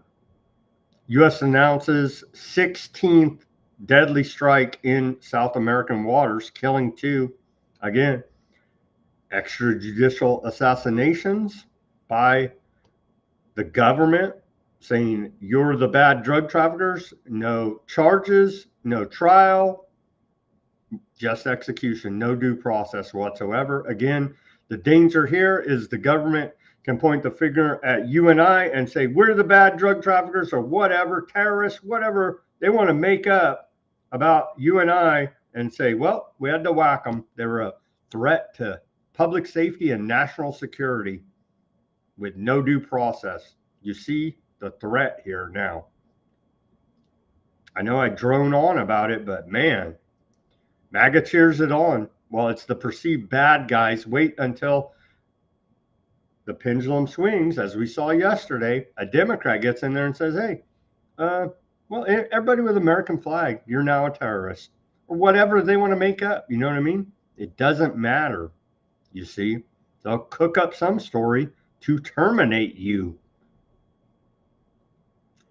Secretary of War Pete Hegseth announced another deadly strike targeting a boat allegedly transporting drugs in the Eastern Pacific Ocean, coinciding with the deployment of an aircraft carrier to the region in a further show of military force. Hegseth said the strike killed 2 people aboard, raising the death toll from the Trump administration's campaign in South American waters to at least 66 dead, terminated in 16 separate attacks. Trump has defended the operations by asserting that the U.S. is engaged in an armed conflict with drug cartels and claiming the targeted vessels are linked to foreign terrorist organizations. However, the administration has provided no supporting evidence or additional details. They can't even identify the people they're killing. Trust in Trump. Here you go.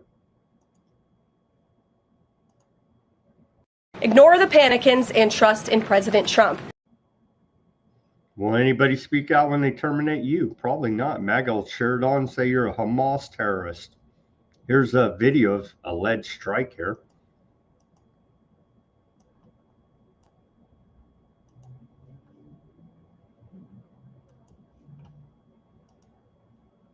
No audio on it. There's a boat. Maybe it's a drug trafficker. Now there's nothing. Oh, you got all that evidence to, well, no. Actually, you're whack now.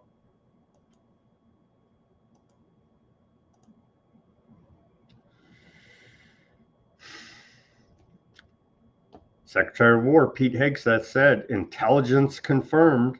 We've never been lied to by, oh, they kind of, that's their thing is to lie. Intelligence. Whatever. America first.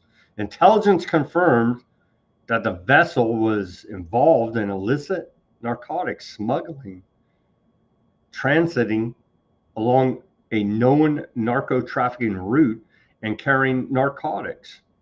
Of course, all the evidence was destroyed by the strike, but what the hell? Trust the spy agencies, the intelligence. No U.S. forces were harmed in the strike. I don't know how you could be. You're whacking them with a drone. We'll find and terminate every vessel with the intention of trafficking drugs to America to poison our citizens. As Purdue Pharma, Johnson & Johnson, oh, that's just a hoax. It's these guys, you see. Okay. President Trump says that the U.S. is striking Venezuelan cartel terrorists and notes that it's not just Venezuela. Yeah, it's Colombia, Ecuador. What the hell? Just might as well wrap up all of South America, I guess, except for Argentina, because they're good Zionists there and they would never hurt any Americans. And we're blowing up cartel terrorists, and we're blowing them up linked to the Maduro regime in Venezuela and others. Look, it's not just Venezuela. Bragging about extrajudicial assassinations and the crowd cheering it on. We're in bad freaking shape here, man. We're in bad shape. When idiot Americans can't see that they can easily point a finger at you. Next. Not much. Every boat that we hit kills, think of this, if it gets through, kills 25,000 Americans plus, but 25,000 Americans. Every time we hit a boat, we save 25,000 lives. Got to look at it. What a bunch of bullshit. And his miracle saved millions of lives, he tells us. Venezuela's Maduro-fearing U.S. attack promotes app to report suspicious behavior. As Venezuela keeps saying that there's a bunch of CIA running around the country trying to stage up false flags, attacks, all this insanity that goes on, I'm sure, before a U.S. invasion of a country. Faced with the prospect of armed conflict with the United States, Venezuela's government seems to be encouraging citizens to spy on each other by using a revamped mobile app to report suspicious people or activities.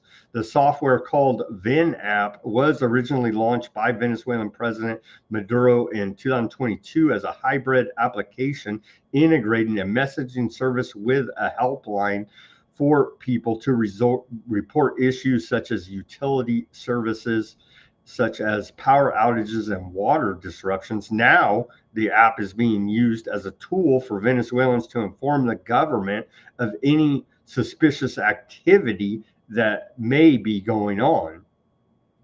You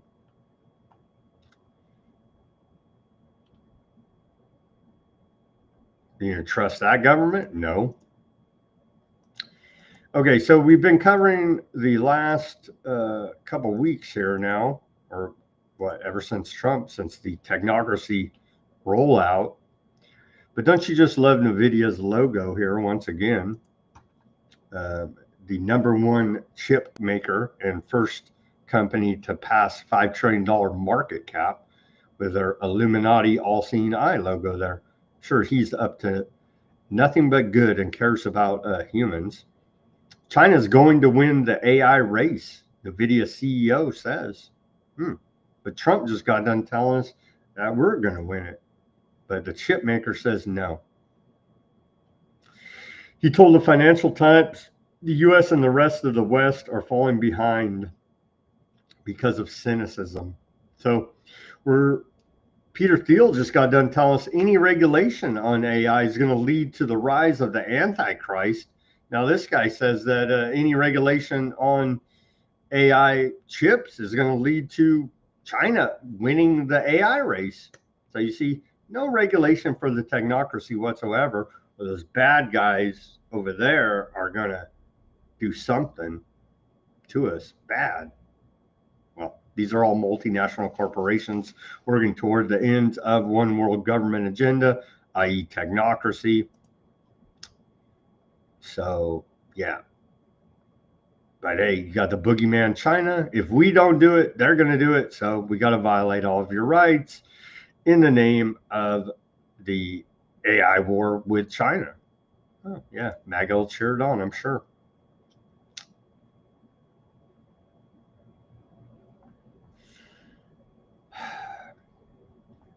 Okay, where are we at here now? In the interest of time, we got like 15 minutes left. On to geopolitics, let's try to blast through this. Japan deploys troops to combat record wave of deadly bear attacks. This doesn't sound good. Troops from the country's self-defense force arrived in the northern Akita prefecture on Wednesday to combat a crisis that has seen 100 people attacked and 13 killed since April. That does sound crazy. A bunch of rogue, of course, terrorist bears, communist, left-wing, extremist bears running around Japan attacking and killing people.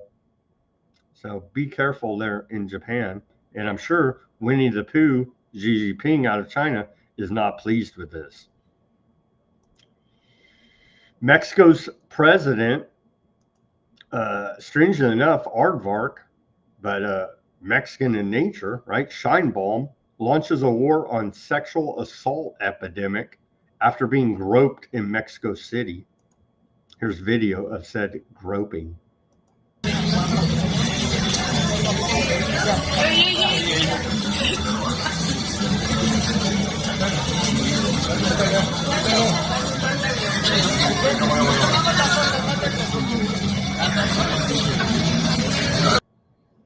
That Mexican didn't care. He went up and groped the president.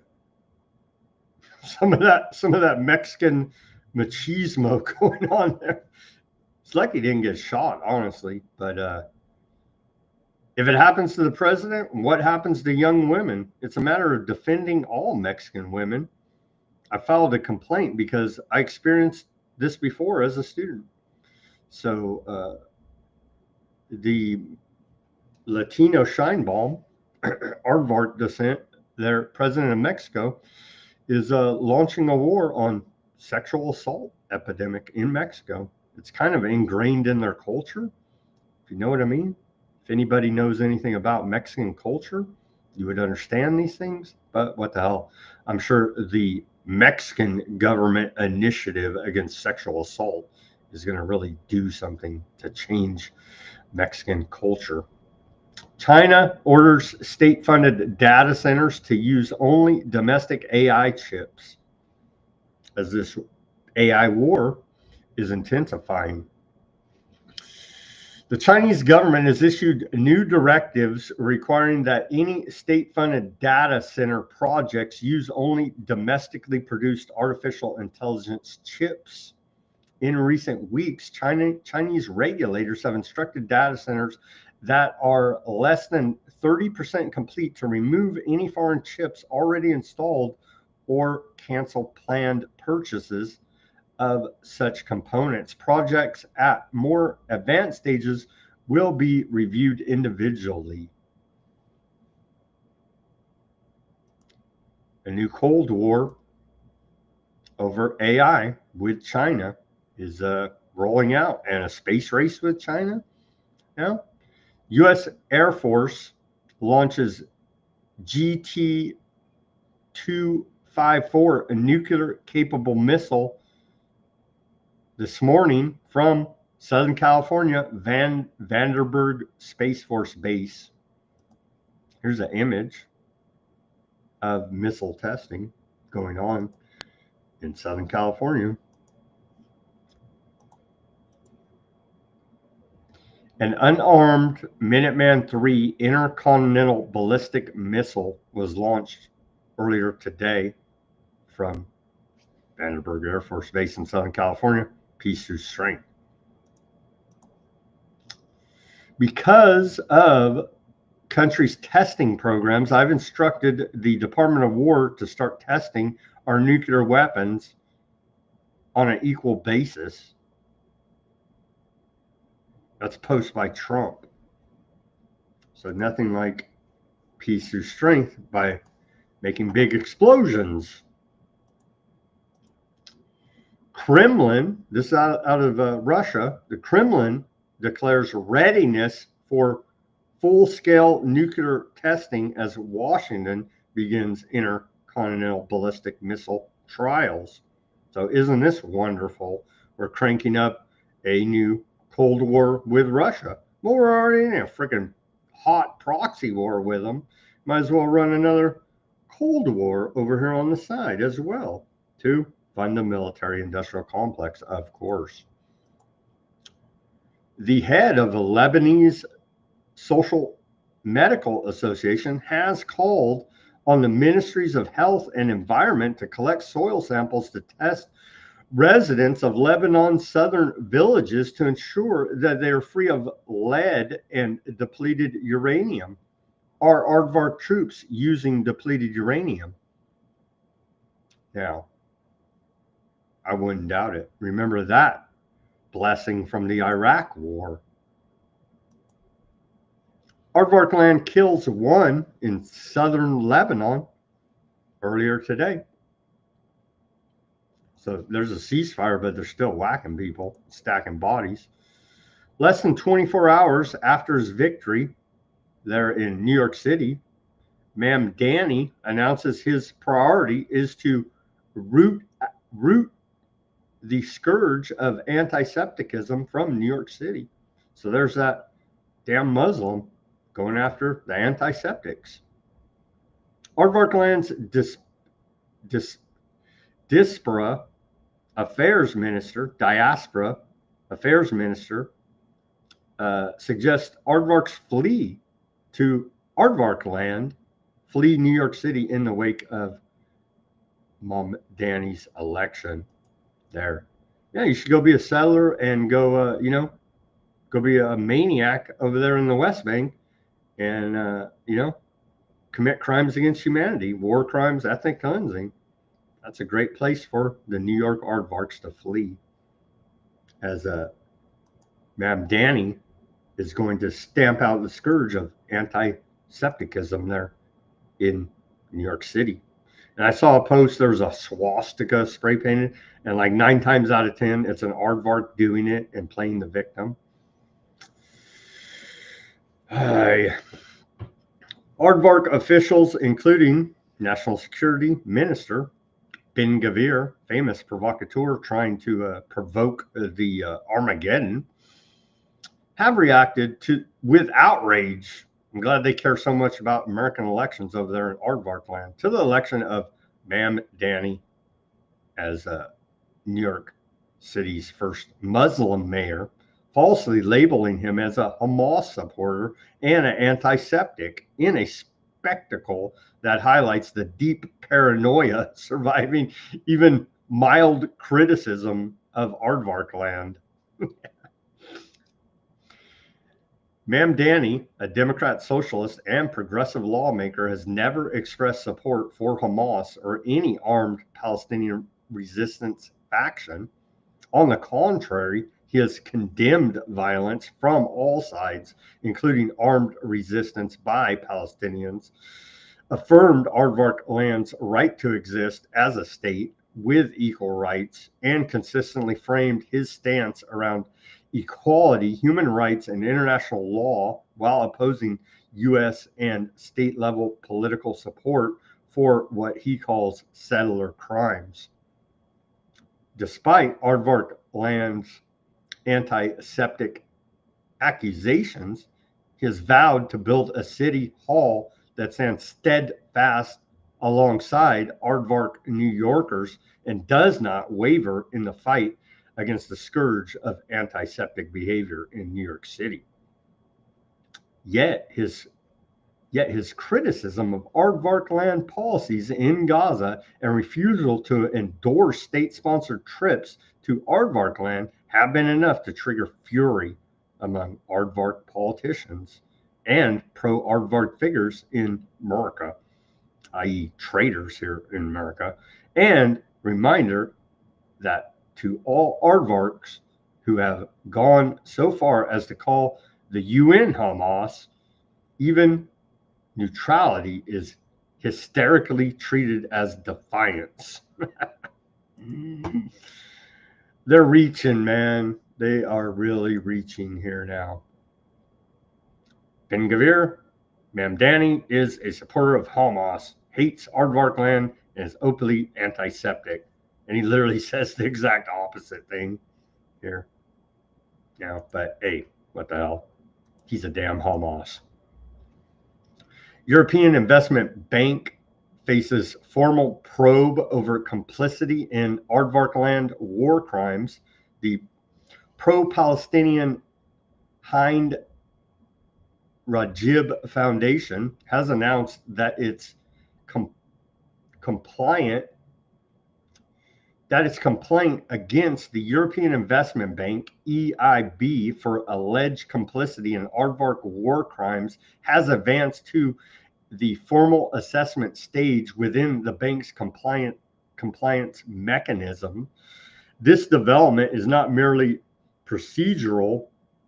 It is a political and legal milestone signaling that a European institution is being forced to reckon with its complicity in grave breaches of international law, a spokesman for the foundation said. Originally fined on June 20th, the complaint originally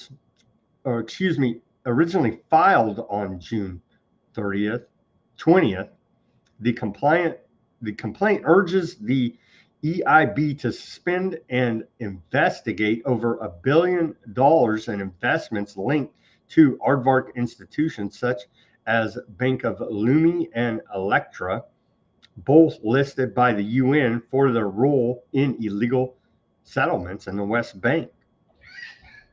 The foundation went on to say, one of the first illegal actions within the EU directly challenging an EU body's financial ties to Aardvark war crimes. We'll have to see how this develops. And then here's Trump telling you, literally in your face, Aardvark land has never had a better friend than Donald J. Trump. Try not to throw up. Hello to everyone at the Republican Jewish Coalition, and congratulations on 40 amazing years. I want to thank your national chairman, former Senator Norm Coleman, along with your CEO, Matt Brooks, and my friend Miriam Adelson, and so many other incredible supporters, distinguished guests out in beautiful Las Vegas. 4 days from now, we will celebrate the one-year anniversary of the most important election victory in the history of our country. With the help of many of you, we won all 7 swing states by millions of votes. We won the Electoral College 312 to 226. We won the popular vote for the first time of any Republican in decades, and we won 86% of the counties in America, 2,700 to 525. And very importantly, the RJC helped ensure that we won the highest percentage of Jewish vote of any Republican since 1988. I can't imagine we didn't do better than that after all I've done for the Jewish vote. I must be honest with you, but that's okay. 1988's not that bad. 1 year ago, we were a dead country. Now we're the hottest country anywhere in the world by the RJC being thanked there by Trump. We were promised, here's a promise that Trump broke. We were promised his son-in-law, Jared Kushner, would not be part of this administration. Turns out he's a big part of this administration. a very special young genius named Jared Kushner, who helped you so much. Stand up, Jared. And he's the father of the Abraham Accords, right? He's the father of the Abraham Accords.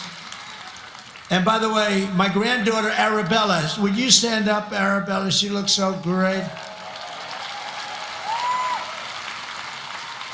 I said, how are your marks in school, Arabella? Grandpa, I have all A's and A pluses, you know that. Like it was a stupid question I asked her, right? We're proud of you, Arabella. Jared, thank you. What a great job. And we have a lot of people joining now the Abraham Accords. Yeah, you're not getting Saudi Arabia. Aardvark Land Channel 14 citing Aardvark Land Shadow President of America, Bibi, says Hamas militants in the tunnels have two options, either surrender or remain underground. There's something like 200 alleged Hamas terrorists trapped in tunnels over there. Hamas must return the bodies of all the captives according to the agreement.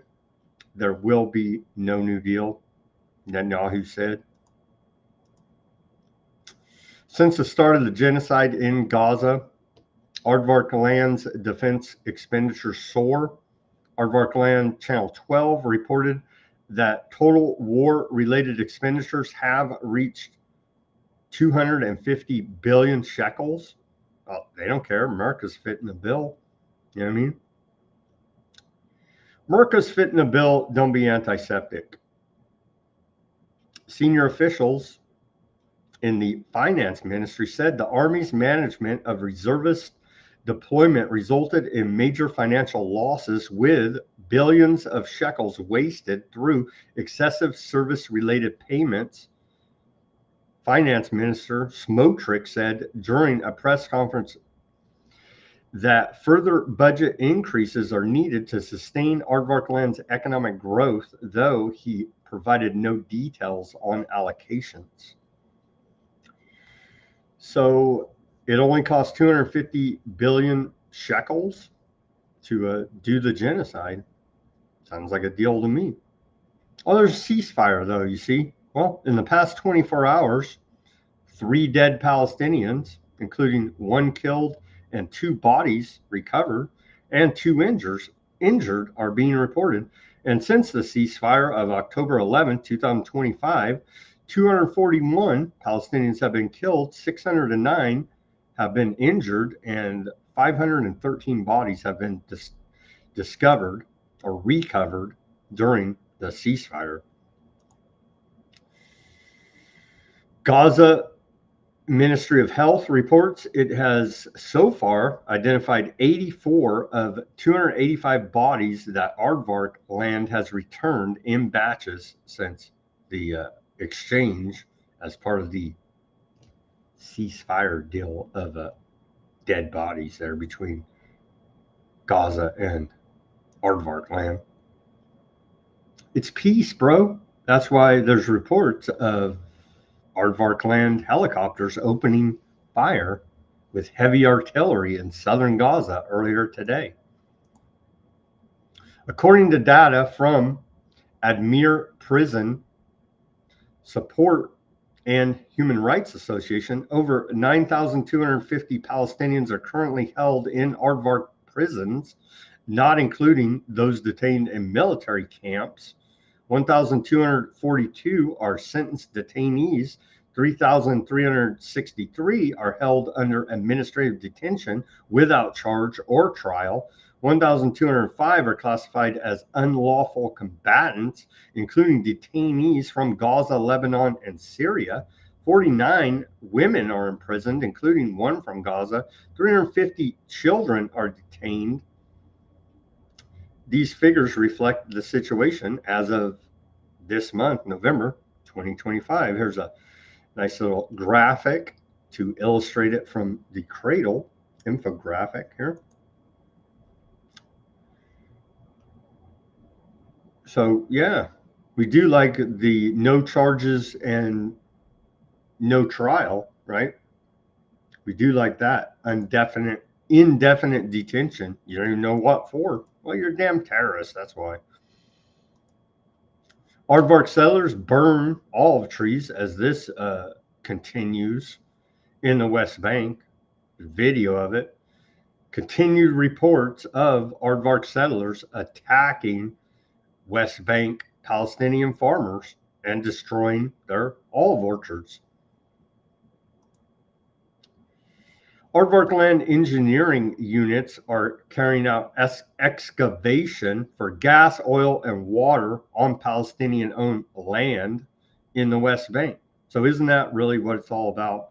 And then you catch up all the radical crazies with your religious ideology, and you catch up a bunch more with the war on terror. But isn't it really just all about ethnic cleansing, genocide, and stealing the natural resources at the end of the day? Indeed it is. That's really what it's all about. As evidenced by engineering units excavating gas, oil, and water from the West Bank. Well, no, it's really about, it's Aardvark's land since the beginning of time, Judea and Samaria, and all this other bullshit religious propaganda they want to pump out. No, it's about stealing the natural resources. YouTube deletes hundreds of videos documenting Aardvark land war crimes. Well, we hate Trump, YouTube, and Putin's evil, but this is where we got to draw the line. You can't be deleting all these videos documenting war crimes. YouTube has deleted more than 700 videos documenting Aardvark land human rights violations, citing compliance with U.S. sanctions imposed on Palestinian human rights groups, cooperating with the International Criminal Court, according to an investigation by the Intercept. The investigation revealed that the videos were removed after the Trump administration sanctioned 3 Palestinian organizations over their work with the International Criminal Court on war crimes case against Aardvark land leaders. Free speech. They ended the weaponization of government against you. Unless you're reporting on Aardvark land war crimes, then you can go ahead and get censored because you're a damn Hamas terrorist, you see. Palestinian Journalist Forum says we condemn YouTube's removal of the channels of 3 major Palestinian human rights organizations, which resulted in the deletion of more than 700 videos documenting Aardvark land war crimes. This action constitutes a blatant violation of the principles of freedom of opinion and expression, as well as the right of peoples to document their suffering and expose the truth to global public opinion.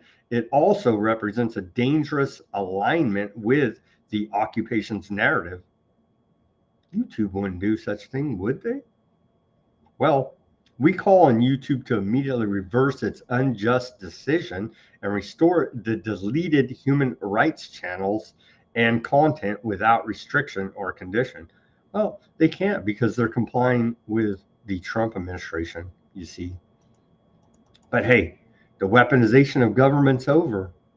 Trump has just told us. That was a promise made. Oh, promise broken again. there by Trump. So they're trying to cover it up. I don't know. The genie's already out of the bottle. The world already knows. Maybe idiot America doesn't know, but a large majority of the rest of the world knows that indeed it is genocide that aardvarks are carrying out there in Gaza. So now they're trying to do the cleanup, cover-up operation. Apparently so. Don't be antiseptic. Be like New York's new mayor and fight the scourge of antisepticism on the interwebs and in real life. And with that, we're going to sign off on today's broadcast.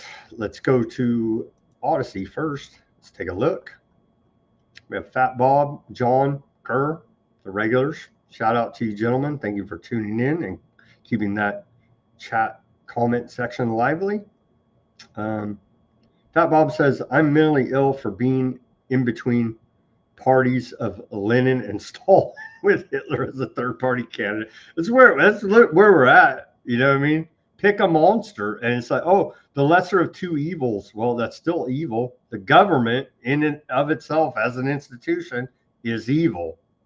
So, yeah, pick your, genocidal maniac. I predict assisted suicide will be used to generate cash by taking organs from the nearly dead. Well, don't worry about that, John. The organ procurement program in America has been reformed.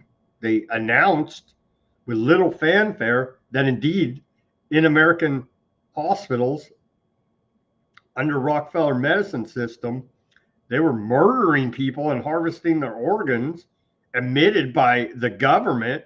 No one gets in trouble. Don't you worry about that. We've reformed the system. Oh, man. What does John say? Is Trump our role model? Or hormone injecting Bobby Kennedy Jr.? Yeah. Organ procurement has an office. That sounds sinister. It does indeed, because it is sinister. Trump is complicit in democide, Operation Warp Speed. Indeed, John, he was. Thank you, everyone, for tuning in. Oh no, Gillespie jumped in there too. Thank you, everybody, for tuning in, keeping that chat lively on the Odysee as usual. Appreciate it. The Bitchute, I did get quite a few comments on the Bitchute yesterday. So shout out to the Bitchute audience. Appreciate the comments. Keep them coming. You have to follow the show for a while to understand what I'm saying. I understand new listeners may not get it. It may go over their head, but the regular listeners get what I'm saying here. So if you're a new listener, keep tuning in. You'll get it. Try to read between the lines here and understand the sarcasm and cynicism of this broadcast here now. I gave you one big solution. America won't take it up. Just simply withhold your federal income taxes, put zero, and don't give them anything. Don't give them anything. Thank you for tuning in on the Bitchute. The comments are appreciated. The old Kick, Facebook, Twitch, YouTube. Thank you guys for commenting on the YouTube. The Rumble, as always, thank you everybody for tuning in there. Denver says the Congress is now grilling Google and Facebook and tech about censoring during the bat time, the censor and erase history as it's made regarding the crimes of as ruled.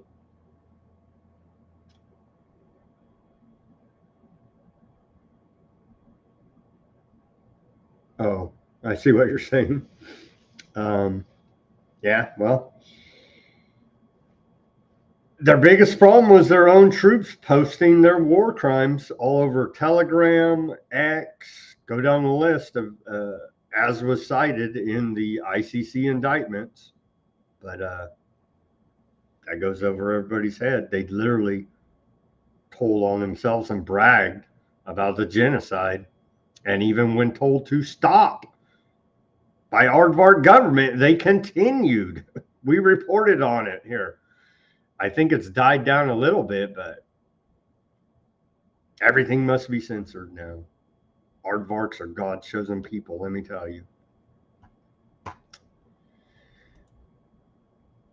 And with that, let's wrap up this Wednesday edition of Weaponized News. Thank you, everyone, for tuning in after the election hangover from last night. As always, everybody do your own research, peace, love, and freedom. Speak out and take action. Have a great rest of your Wednesday evening. We'll be back here